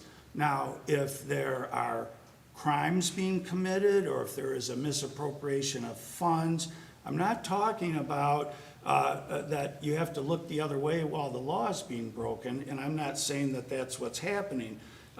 So it's not that there aren't remedies depending on what the conduct or the behavior is, but based on the list of things where the clerk, in your view of it, has not performed well, the voters need to decide whether that performance, if you're not talking about breaking the law, if you're not talking about a misappropriation of funds, which would also be a breaking of the law, then the fact that someone may not be good at his or her elected position, you don't have the ability to remedy that. Do we know if she's planning on running again? I don't know if that's. Let me just say something else, just so this doesn't get too far afield. I mean, you can take it in whatever direction you want, but I have a responsibility to try to advise so that you don't do things that maybe the law doesn't permit. One of the basic tenets of how people are treated in our system of government, whether it be local here at the village level or other areas, is what is called due process. And due process is very important. It's also very simple, but it's not often treated simply in its application. But due process is notice. Give somebody notice. Here's the complaint that we have. Or if it's an illegal thing, if somebody's accused of breaking the law, so the prosecutor says, here's our complaint against you. We're accusing you of breaking the law. So you have notice. And then the other aspect, a very important aspect of due process, is the opportunity to be heard. So if there are allegations of misconduct, misfeasance, malfeasance, whatever it might be, the person, if you're going to do anything, if you're going to make any progress, if progress is warranted, and I don't know that it is, I'm not taking sides in any of this, is that you give the person notice of what the claimed deficiency is, or what the claimed irregular act is, or what the claimed omission is. The person has notice, and then they have an opportunity to respond, to rebut what your allegations or your concerns are.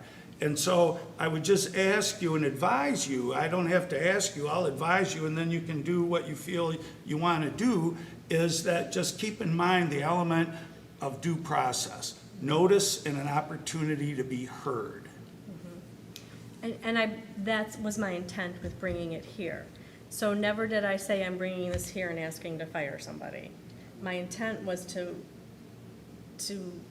bring us together to say, it's easy to walk out of here and forget what's happened, but these are not opinions. These are not, I didn't like that you used a red pen over blue pen. This is $35,000 in late fees, right? Misbillings up to $40,000, overpayments by $14,000, awarding contracts for marijuana license by altering their permit that they've applied for. These are facts, and they have all, as far as I know, and we've done them here, talked to the clerk or brought them up. We've asked questions repeatedly. We've shared information. How many times have we talked about the cemetery and having the plots and supposed to be plotting? I had 2 emails this month about cemetery. We have now a cemetery supervisor and a sexton, and yet I'm still getting phone calls up the chain because it's still not getting handled with the 2 people we have to handle it. I go, at that point, just put me as a sexton out, like, because if I'm gonna handle it anyways, and then I could be handling a reasonable person as opposed to an angry person, because they've already gone through a chain and then gotten to me. Okay. Sorry you had to do that. So these are facts, and a lot of them are monetary, both directly and indirectly, and impact other departments. So by me bringing it up, I'm saying we have an issue, a financial issue. We have an issue with how our village is operating, and I'm not saying we have to, or asking to fire the clerk. I'm saying, how can we problem solve this? How can we address this? We can't keep functioning this way, partly because some of this affects permits and cemetery and grieving families and other board members. And, I mean, we're paying people to come take minutes at meetings. That happens, but it's been several times. We now have a resident coming to the village hall and volunteering her time because the clerk can't manage her job when she knows, and we all know, she's not in the building 40 hours a week. So now we have a resident with access to village information volunteering her time to help the clerk. That's inappropriate. That's completely inappropriate. And it came from a comment of, you can't keep the website up, and she said, well, you can come volunteer and do it. I'll teach you how to do it. And now here we have a volunteer. So we can't keep, I don't feel, we can't keep operating this way. Whoever has the authority or whoever has options should think about how do we address this, because we have a responsibility to the residents and to the other departments. Is recall our only option? I mean, the Well, residents' option? yeah, again, I don't want to get into the politics of it. That's not why you pay me. And so I don't want to be advising the council about recall. I don't think that's appropriate. Okay. And so Sorry, I don't mean to dodge the question, but I also don't want to assume a role or responsibility that's not appropriate, because then you've jumped out of the fire and into the frying pan. Well, So there is definitely a problem. Obviously, listening to you indicating that it's the people's decision, which it is. She was elected to do a job, but obviously she's doing her job plus her own job, and she's not doing the people's job. But something's got to be done. Justin, when you referenced General Village Law Act 64-3, whatever, was there something specific you were trying to get at? Under that, it gives, in my understanding, Mark, correct me if I'm wrong, it would give the president the authority to ask the council for suspension. Not to ask the council, and again, keep in mind. That's why please correct me. But keep in mind, the person about whom you're speaking isn't even here. Right. I understand. Well, By your choice. But one of my obligations, one of my responsibilities, I can't, and I mean no disrespect in this, I can't keep you from doing ill-advised things. I can advise you not to do ill-advised things. I understand. But I can't keep you from And I doing respect that. what you were saying about So giving the clerk a chance to respond. Well, and- but- and due process, and I can respect that, and I'm not asking for anything to be done immediately. I mean, like if- tonight. I mean, in just, I shouldn't say this either, but I've been around long enough, and I know all of you well enough, that if you do something inappropriate financially, it's probably better for me. So, I mean, just don't do it. Should we But motion to table? again, having said that. Yeah, and we don't want to. Okay, so to Mr. Parker's reference to 64.3 under the General Law Village Act, the president may suspend any officer authorized by this act, which would include clerk, treasurer, or actually, I guess, I don't think it would include a trustee, but I've not taken that deep enough a dive. So you also have to, well, enough said. Act for neglect of duty, and with the approval of the council, remove any officer by the council when the president considers it in the public interest. So the president can suspend, and the council could remove, although I say you cannot remove the treasurer or the clerk. I believe the president could suspend, but I'm not willing to say, as we sit here tonight, without having looked at it more closely, that it could be, that office holder could be removed. So there is authority, but then you have to look not only for the moment. Okay, we have these concerns, and they're legitimate, and they're documented, and they're chronological. There's a thread that is woven through all of them. So if the president decides to suspend somebody, then what happens? What happens then? Who's going to do let's use the clerk. I don't like doing that because she's not here, but I will. So then what happens? Who does her job? Or his, if it was somebody else? Who does the job? And how do you compensate that person? And the voters haven't chosen that person, so now you're saying, in a way, legally, if it progresses that way, that you know more than the voters. And maybe you do. I mean, objectively, maybe you do, but the voters put people in office. They put all of you in office. So the reason I say that is I just caution you to be circumspect about your approach to this. There's not an easy, quick answer to your concerns. The concerns are legitimate. The concerns are documented, but we're talking about them, or you are, and I'm weighing in, and the person that's the object isn't even here. Seems like this should have been a closed session item. Yeah, you can't do it in closed session. No. The clerk will be back in August, so we could, not in July. I don't believe she'll be back next month either. Are you coming back next She month? asked me to come next month. Yeah, so the clerk will be back at the August meeting. So from my understanding, you have the power to suspend without the necessity to have board approval for the suspension. Board approval is only necessary should it elevate from that point? Or that's how I interpret it from what was just read by Mr. Clark Yes, here. so the council removal is for any officer appointed by the council. So it's limited to that.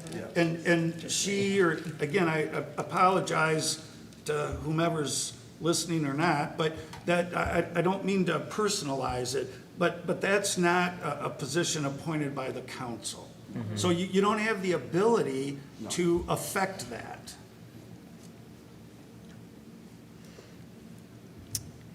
And it just says suspend.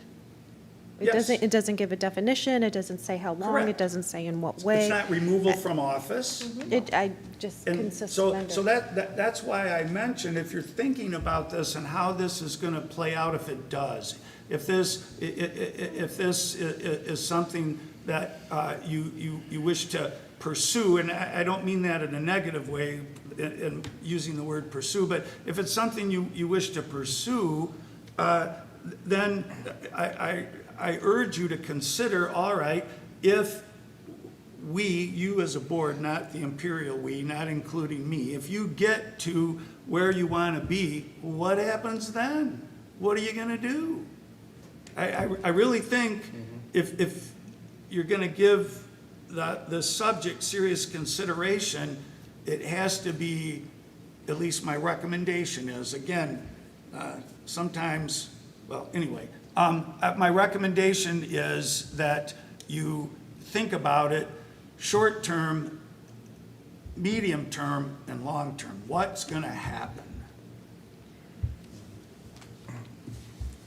Part of what stirred this for me was at the last meeting, when 6 of us voted that we felt we needed a financial audit. And although this isn't necessarily a business, like you had said, we don't fire people, but in a business world, if you feel you need a financial audit, do you still want that same person who's causing those concerns to have access to those funds and those decisions? And that's what got me thinking about it, was, well, we're gonna do an audit, but how long is that gonna take? And in the meantime, here's what we're incurring, and even now we learned more tonight. And so if it's important enough to make sure that there isn't anything else that goes back farther than these past 18 months, not even 2 years, we need to know what we're dealing with, what's happened, where there's room for improvement, where there's room for growth, for change. Is there something we need to be doing? Are we violating other contracts? Are we not? Are we getting our money out of the contracts we should be? And so that was my thought process, is you can't have someone with access to the money if you think they need to be audited in the first place. They're doing their own thing. Yeah. So my thinking was, short term, we need to get an audit to see where are the mistakes, where are the errors, where is the lack of knowledge, or just the basic disregard for ordinance, policy, procedure, and doing the right thing. Is have the contracts audited, because in all honesty, and when you sit here and listen, I believe it's the president who has discovered some of these errors, not the clerk herself. So we could still be underbilling Bruce $30,000, $40,000 for water, overpaying MIT-TV $15,000. And those are the things I feel we need to know. What can we fix?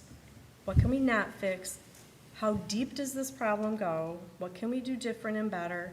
And frankly, yes, if we have to suspend until the audit's done, then at least we know what we're dealing with. But again, kind of like Mark said, you better be ready to hire somebody part-time to take that job. Out, the other person who ran for clerk, Somebody's got to do it. who was Angie. And is there, I mean, do we have the authority to hire someone part-time for an elected position? I don't think it's in our budget, but we just Well, I mean, approve. aside from that, that position is selected by the people. So who are we to pick and choose one individual to do that job at that point? I just don't know if that's a gray area or a reason for concern for Sure us. it is. I'm sure the answer is Yeah. probably we just suspend them and now we just don't have a person to do that role. No, I So- think we need to think about that. And my question would be back to President Poznanski, because you're there 40 hours a week and you're discovering these things.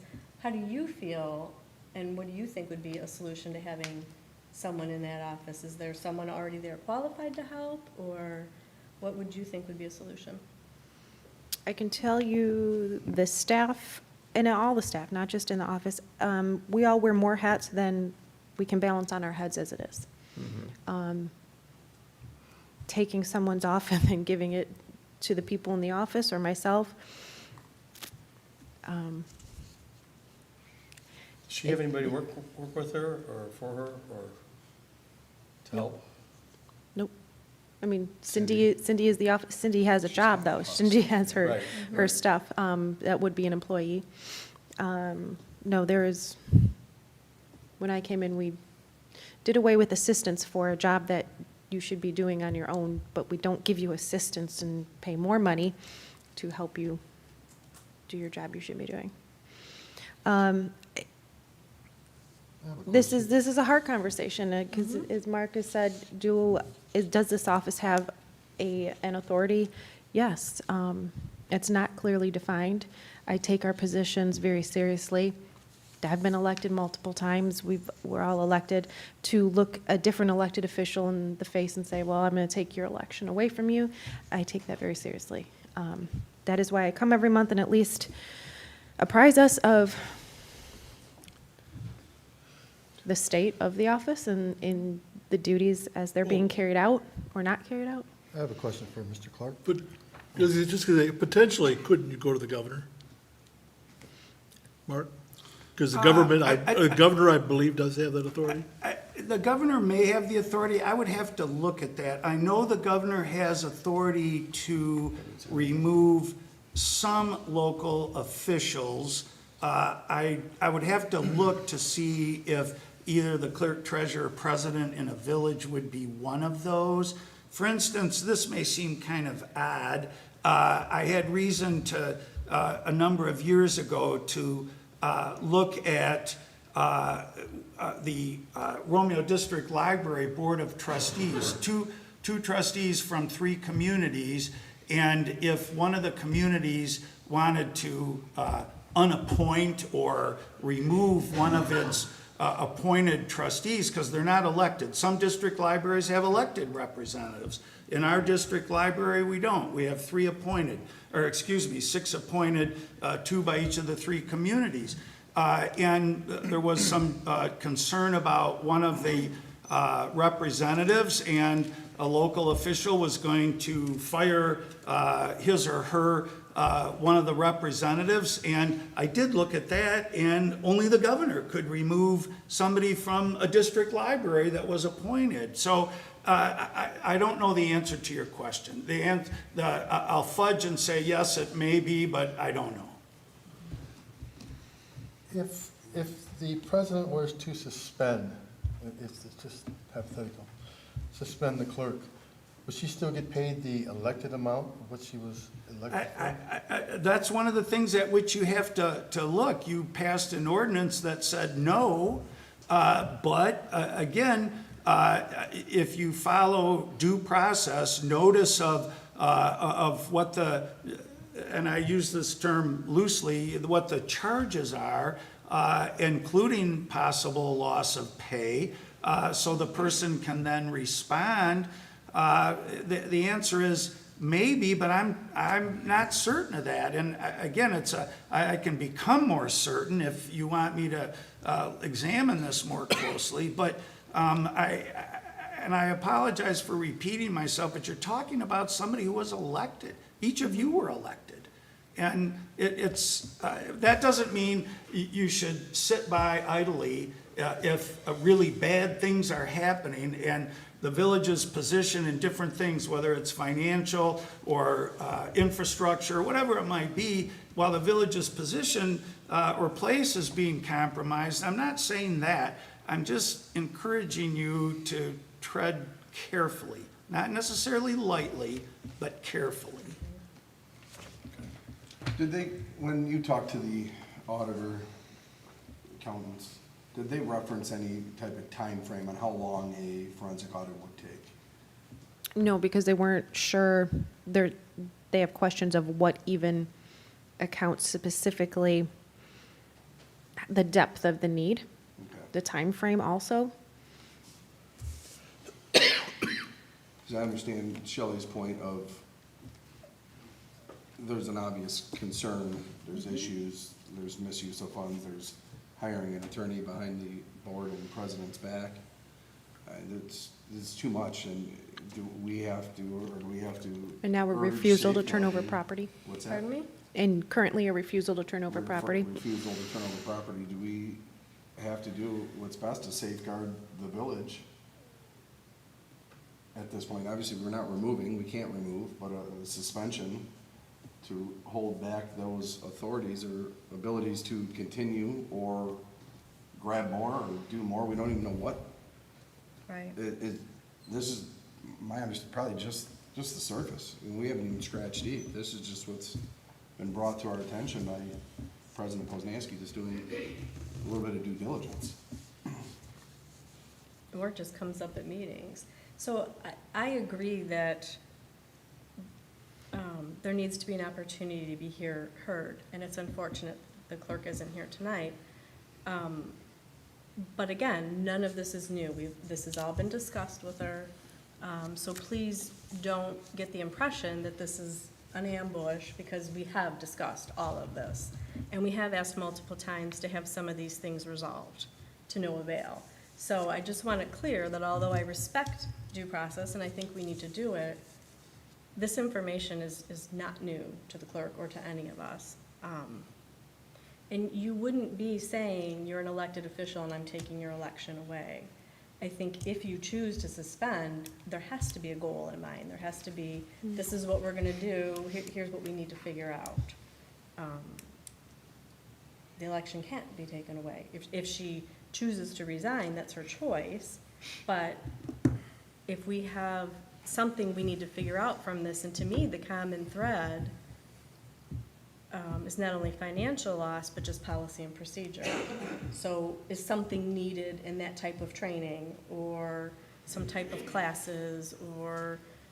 And that's where we've had in-office conversations to that effect of, if you're struggling, please ask for help. If there's something we could do more training on.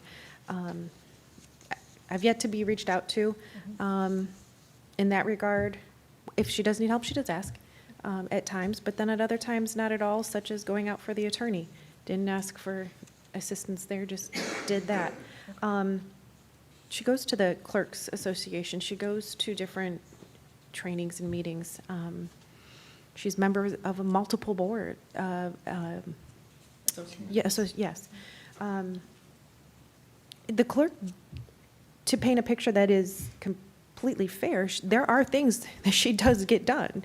She does not just neglect everything. She is a bright person who does portions of her job. So am I hearing from you that you don't feel it's at the point where you would want to suspend until we know how deep this goes or what a plan would be to stop some of these issues? Yeah, without anything in place or knowing where we're headed or what we're even headed towards, I feel like anything to that effect would be premature. If we were, at the same time, if this was a private business, this would be an employee that would have been unemployed a very long time ago. But that's not a perspective that I am given. Does she have a copy of this?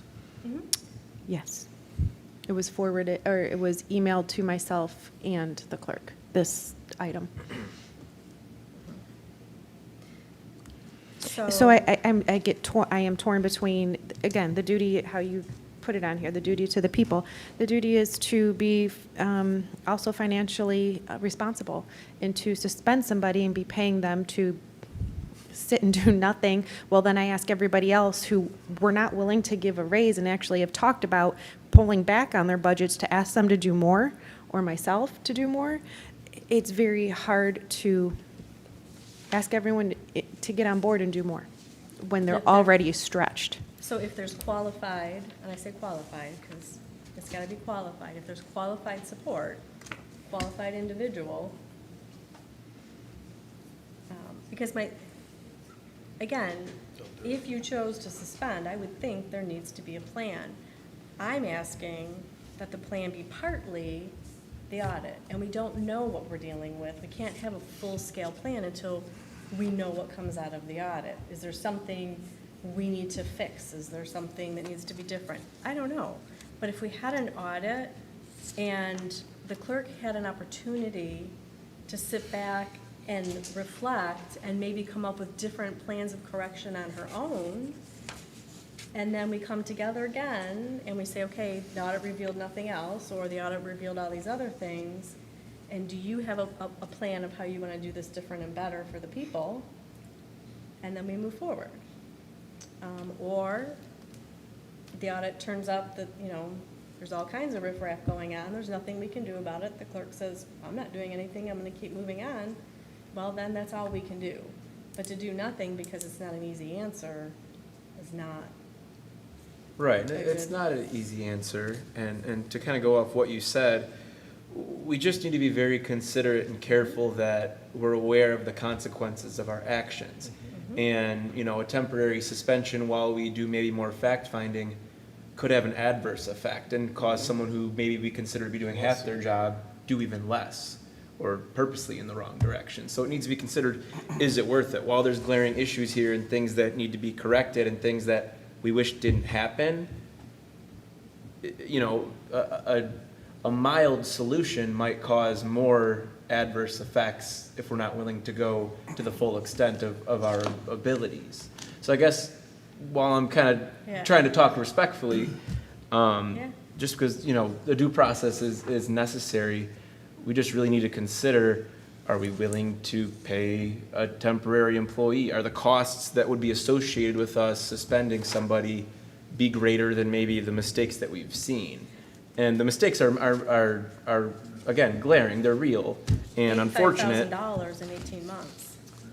That's right. A real right, but number. A 3-month suspension followed by 2 more years of a term that has yet to be served might cause even more issues than that if you were to disgruntle someone, because I'd be disgruntled if I was suspended. And I guess the process of the audit is tricky. Like you said, the audit needs to be cooperative, but we kind of need to see the results of the audit, I think, before we act accordingly. Yeah. So it's tricky. Actually, Bruce Township is going through this right Oh, now. yeah. No, yes. They've already started their interviews, and they have some really serious issues in their offices right now. So they're getting these people in there to try to get this fixed. So we're not the only ones. Okay. Should we move on? So, Mark, you're suggesting due process, giving the clerk a chance to respond, because I don't want to just move on from this tonight and be like, okay, it's buried, right? We obviously should keep moving forward with something. So would that be the logical next step from your? Well, again, the answer is yes, maybe, because if the idea is, and again, I apologize for repeating myself, notice and an opportunity to be heard. So you give notice of these things, then what are you gonna do? What, are you gonna then say, all right, then we're gonna have this opportunity to be heard, and you can come in and answer these things, and again, it's not your decision whether they're answered satisfactorily, because you can't remove the clerk. So, yes, you have to give notice, but then what's the other shoe that drops? Is it this responsibility hearing, the notice and an opportunity to be heard? Okay, I'm gonna defend myself against all these accusations, and if she does well or poorly in defending herself, what happens then? I just really don't want, my legal advice is don't go down a rabbit hole. I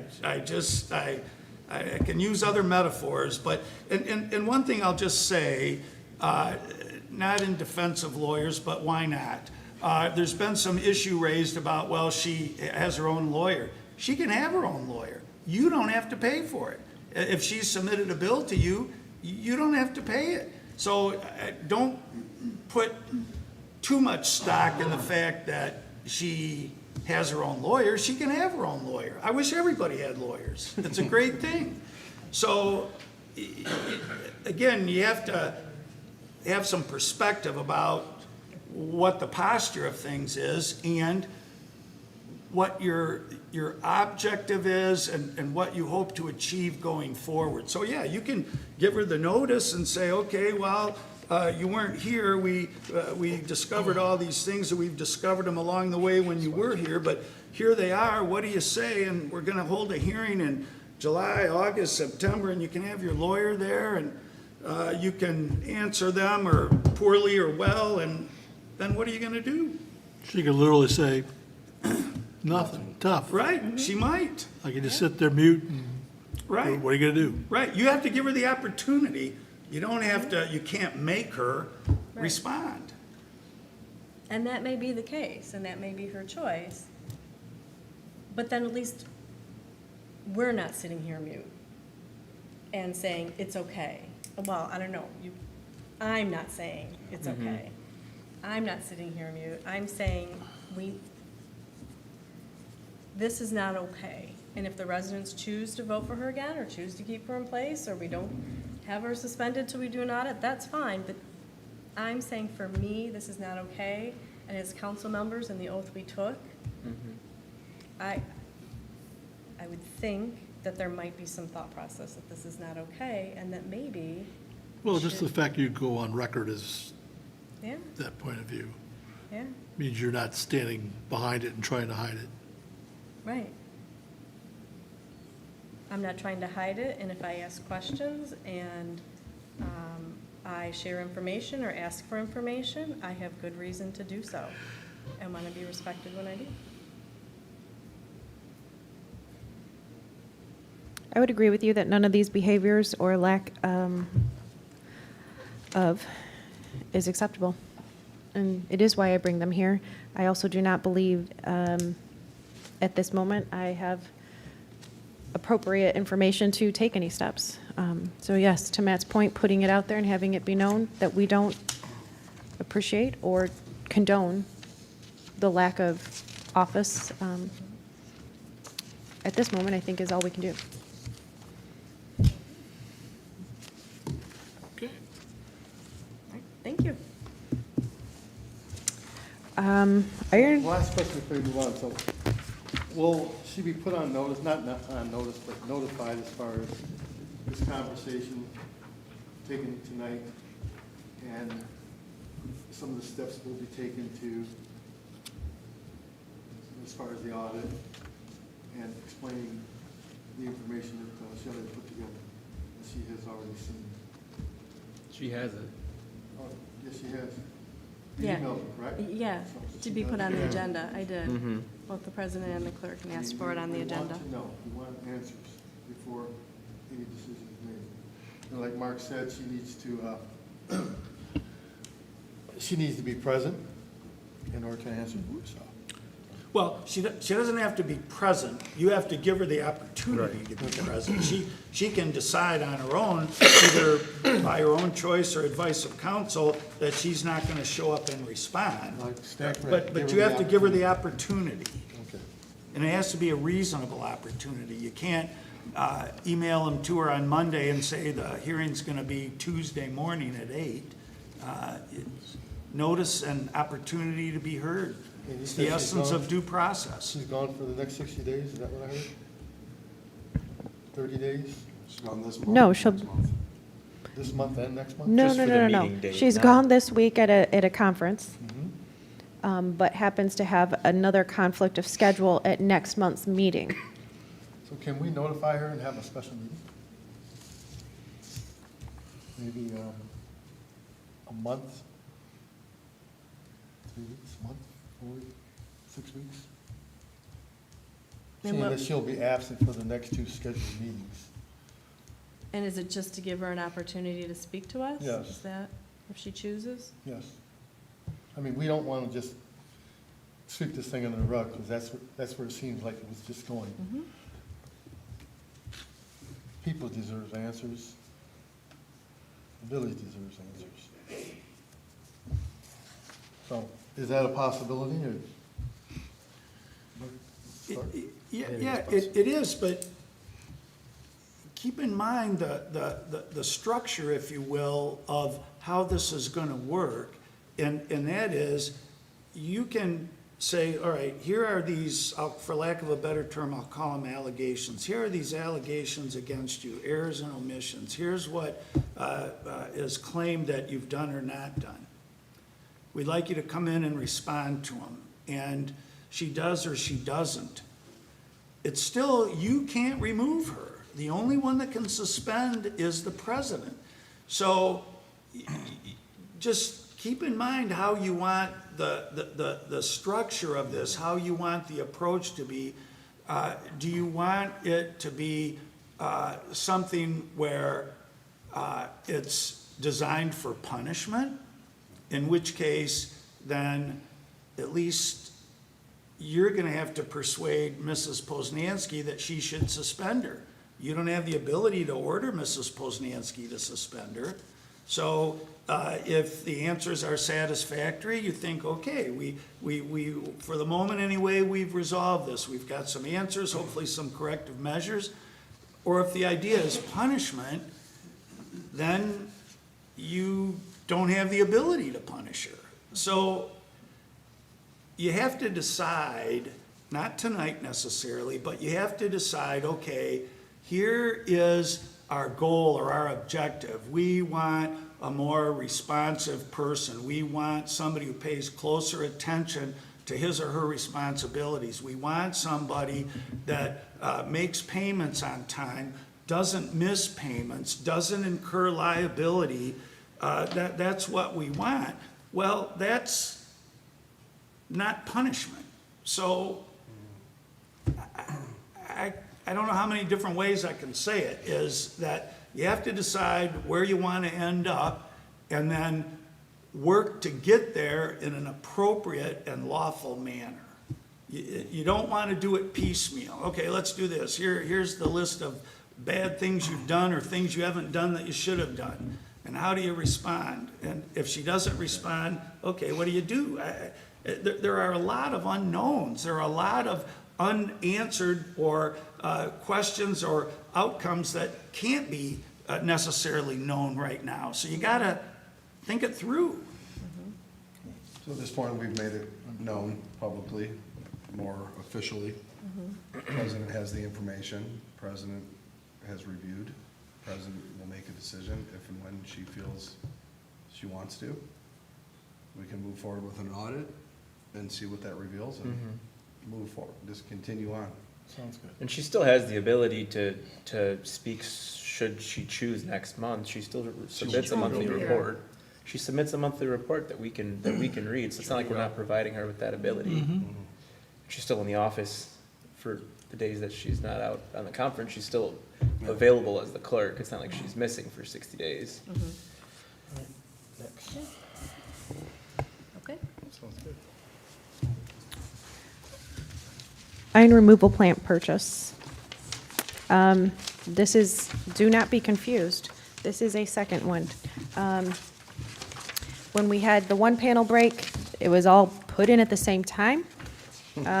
We said to ourselves, well, when was that one next to it put in? It was put in at the same time. So we should put it in the budget, because that one's probably gonna be coming. And no joke, it got installed, the one panel got installed, and then literally the next one broke like the next day. So here is the next one. It is in the budget coming up, but told them, get on it, because at the moment, we are without again. So, So this has been done as emergency. essentially, he's ordered it. Okay. I'll make a motion to approve the iron removal plant purchase at We do need more. Yeah. $33,575. Okay, I have a motion by Bartholomew, support by Fowler. Fowler. Could you call the roll on it? Rosso, Yes. Parker, Yes. Care, Yes. Fowler, Yes. Edwards, Yes. Bartholomew, Yes. Poznanski. Yes.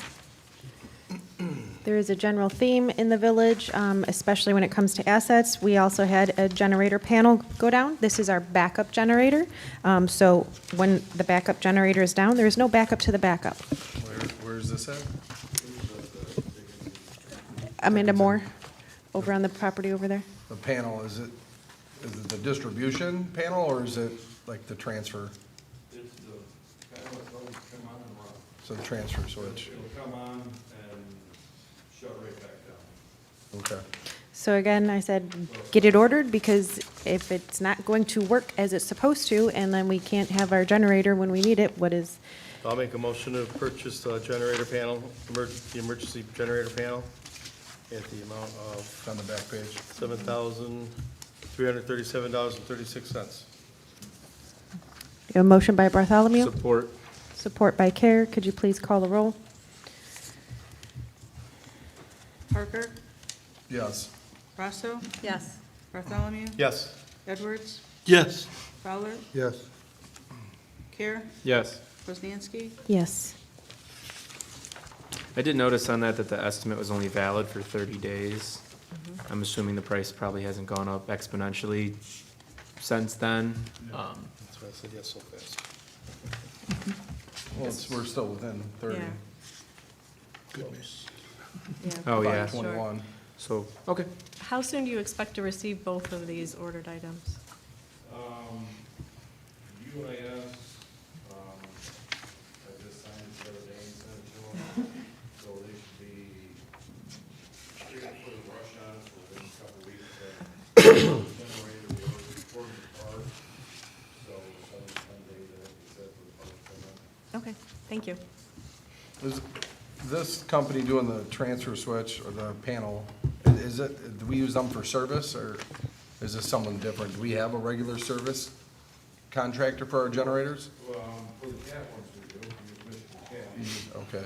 Al uses that same company for the generator at the wastewater. Yeah, Michigan Cat will do any of them, I'm Yeah, pretty well, sure. Yeah, we had them come out because they're familiar with that generator, and normally have parts in stock. this company? Yes, we had them come out and diagnose that. Okay. And so we do have regular service? Yes, with this, yeah. Okay, nice. Yes, they come out and do our smoke tests Okay, nice. every year. Awesome. Do it once over. make sure Yeah. Cool. Thank you. Additional information. Moving into our meeting dates for this upcoming fiscal year. The only issue that I potentially saw was I think it was the April meeting. I don't know if the village, that's Easter Monday, I believe. And I didn't know if that was gonna be a conflict.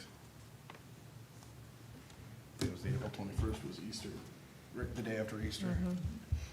This coming year. 22nd.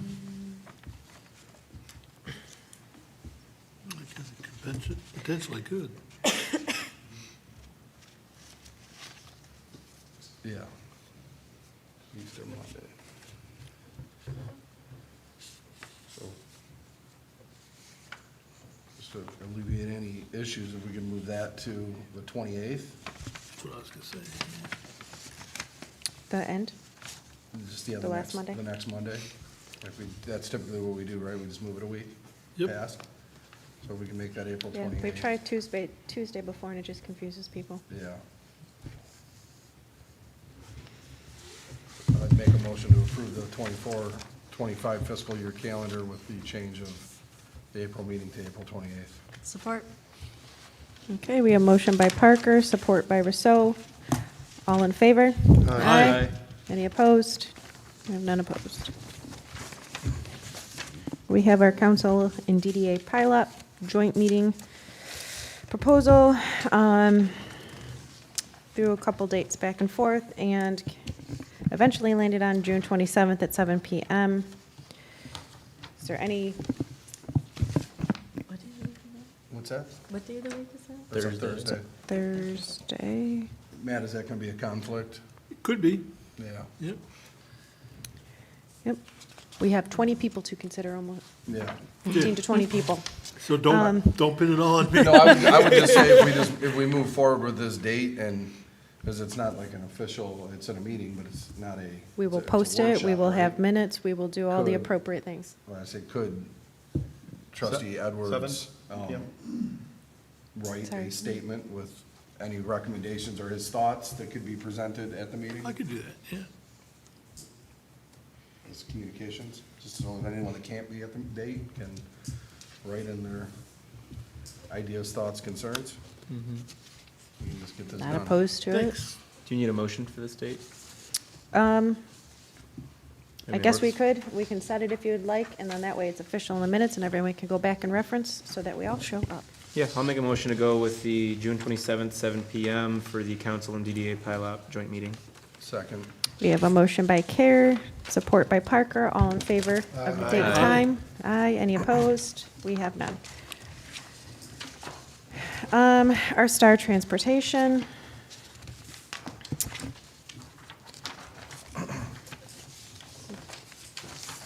They need us to approve it for 2025 so that they can capture what they need. Yep, this is just a pass-through, right?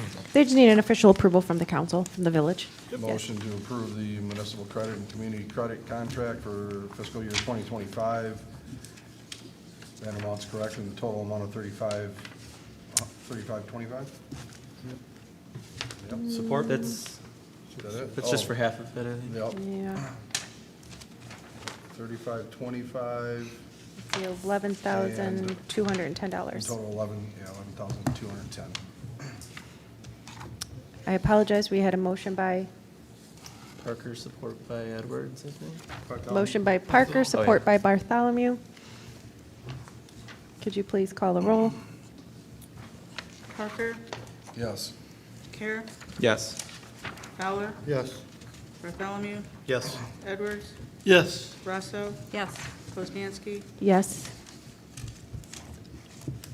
And then we had our additional, We said we really didn't present what this was. I mean, I guess anyone could have seen the agenda, but we just approved for funds for Star Transportation. That was the topic, but just in case anyone's, I made a motion quick to just to do it. so everyone knew what we were doing. Short-term rental ordinance, Nolan. Yeah, so obviously, given some of the public comment and conversation that took place today, obviously it's in light to a specific scenario, but that's not fair to look at it in the light of just that one situation. I do think it's a little rogue and irresponsible probably to go ahead continuing, approving any special land uses or continuing any uses that would eventually be non-conforming. Should we look at this ordinance? It's something we discussed in August or whenever it was previously. And something glaring to me is even at the recommendation of Mr. Bomarito, that, this is a topic that needs to be workshopped, that needs to be covered.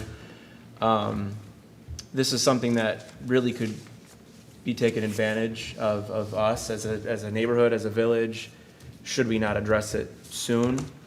I know there's already a couple of Airbnb specifically uses. I didn't check Verbo or everything else, but there already is some of those uses happening. I just think it's probably the right thing to do to place a moratorium on any short-term rentals. B&Bs kind of fall underneath that category. I know Karen, is that the planner, Karen? Correct.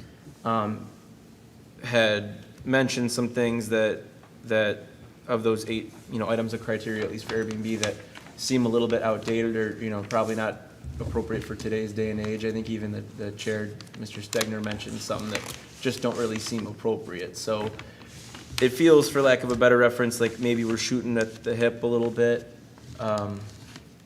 and just saying, well, this is an Airbnb, it falls under, or a bed and breakfast, and it falls underneath this category. This needs to be workshopped, and I feel like now that we've kind of brought it to light and been made aware of it, it's probably the right time to discuss it. Would that process typically be authored by Planning Commission or by Karen and then brought to this board? That would be my thought, but Justin, if they had more time, in other words, they weren't pressured by the guy standing in front of them to get the Airbnb approved or not approved, or listen to the residents. If they had more time, if they had like 3, 4, 5, 6 months, you think they might have had a difference of opinion?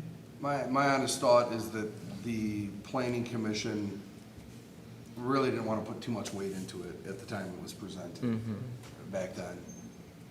And I don't have an overall feel for it as of now. I know we tried to set some dates to get something going. I believe, was it you or maybe Cindy? What are you emailed out something about a seminar for? Oh, that happened to just pop up, and I told Cindy to send it to everybody because it's literally a topic of what we're speaking on.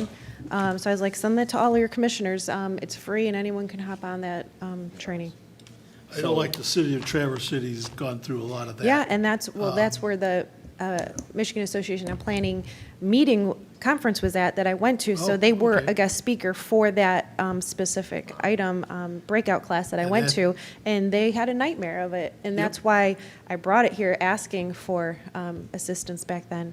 I would think you're right, though. I would think a moratorium or something to put a stop to it for a minimum of 6 months. Well, and I, there's no reason for us to feel guilty that we're inhibiting anybody because they're not allowed to be building for that use anyway. Right. The construction should continue whether they get approved or not.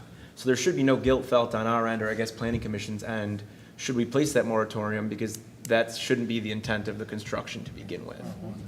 I would differentiate, though, between an Airbnb, a short-term rental, and a bed and breakfast. Specifically, bed and breakfast has been in our ordinance Century. very long time. Bed and breakfast differentiates in having a caretaker on property. Short-term rental, you rent the whole space. There is no owner of that property there at the same time. That is the major differentiation that I can tell. Right, and I think that's net positive, that's good, and probably still appropriate. I was made aware in a discussion with Franco that there's a Supreme Court ruling that bed and breakfasts, if they're less than 30 days, are still considered a short-term rental. So while we can differentiate that in the ordinance so that they have a proper subset of rules that might vary from Airbnbs, or we probably just word it more vaguely, other short-term rentals, it still would fall underneath that term in that ordinance. But I do think those are good limitations. Do we have any current operating bed and breakfast anymore in the village? Is there the green one on West Sinclair? There was for a time, I don't know if they're still operating. I think their A sign is couple, gone. but I don't know if there's, Is the ones it? I know of, I don't think either ones were operating. You know, the Brab House is converted back to a single family. Prospect The- Hill sold to a private family. We just called it the taco house, whatever, on the scrapbook place. I'm sure it is. That's a counseling. Counseling. That's done, Yeah, yeah. that's done. Mark, would there be any concern that we have an ordinance on the books, and now that something came up that we would have a less taste for, react to it? Well, if you're going to impose a moratorium, which you can for a reasonable period of time, it has to apply to everybody. So this isn't, if you choose to adopt it, it can't be a moratorium to prevent a particular property or a particular use by a particular property. But you are allowed to have moratoriums. You did that with respect to the marijuana business licenses, and you've done it over the years for other things which are not tonight readily coming to mind. So as long as it's not pointed at, or your moratorium isn't designed to prevent a particular use or a property owner, I think you'd be on firm ground. So if I can build on that, with that in mind, could we apply the moratorium to just, we're not allowing any new future uses, so that the existing Airbnbs, or if there was a bed and breakfast still operating, when you say all, would that be applicable to the existing uses of it too? Or could we phrase it in a way that's all the new uses? You can. I don't think, in fact, if there are such enterprises operating now, I don't think you can disapprove them. Right. So you'd have to allow that to continue, but it could be going forward. I think that's our intent, right? Yeah, I mean, I think we have an obligation now to look at it. I think that's pretty Right. clear. But I think the planning commission should take the lead. Yeah, I'd agree. we can give ample time with the moratorium for them to do that investigation and come up with something that they feel they're comfortable with. If you want to make a motion, I would support something with 6 months. Yeah, I guess I would maybe look for a little assistance for the wording of it. I don't want to, I guess my intent is to place a moratorium on any new short-term rentals while the village explores the drafting of an ordinance. What's a reasonable time period? 6 months? I think 6 months is, That's what I would think offhand. I mean, just kind of a gut feel. yeah. You would think that, but it's been 6 months since it was brought to the planning commission to start with. Just, No, I agree. Let me phrase it as 1 year or until the ordinance is enacted. Is that okay? I'll support that. If I could, I think you're better off with the 6 months, because you can look at it again as you get toward the expiration of the 6 months if it's not done. Okay. I just, the shorter term is more easily handled if people challenge it or there are Little issues. fire, yeah. Okay, yeah, so be it then, 6 months. I'll still support. Is this only short-term rentals, or are we? I'm sorry, this is not, I do apologize, it's not public. So to clarify for me, Nolan, when you said short-term rentals, you mean new B&Bs, new Airbnbs, new? Yeah, if, whatever, I mean, even if there's other entities that I don't know of besides Vrbo and Airbnb, I mean, the definition for short-term rental is acknowledged and defined by the Supreme Court, so that would cover B&Bs or anything. Less than 30 days. Less than 30 Okay, days. Thank you. Right, we do have a motel within our village. But their grandfather did, right? That's what I'm saying, you can't, like, it Right. is, this is not, if that's what you're, it does not remove that. Yeah, you Yeah, can't no, tell that's- Rudy's got to kick everybody Right. out. Yeah, Just for clarification. no, Bates Motel. yep. I win the lottery. So we had a motion by Care, support by Parker. I don't know, do you, all in favor? Do you want to do? Aye. doesn't matter. Aye. All in Aye. favor? Aye. Any opposed? We have none opposed. Motion to adjourn? Support. Support. We have a motion by Parker. Motion by Parker, support by Care to adjourn 9:39.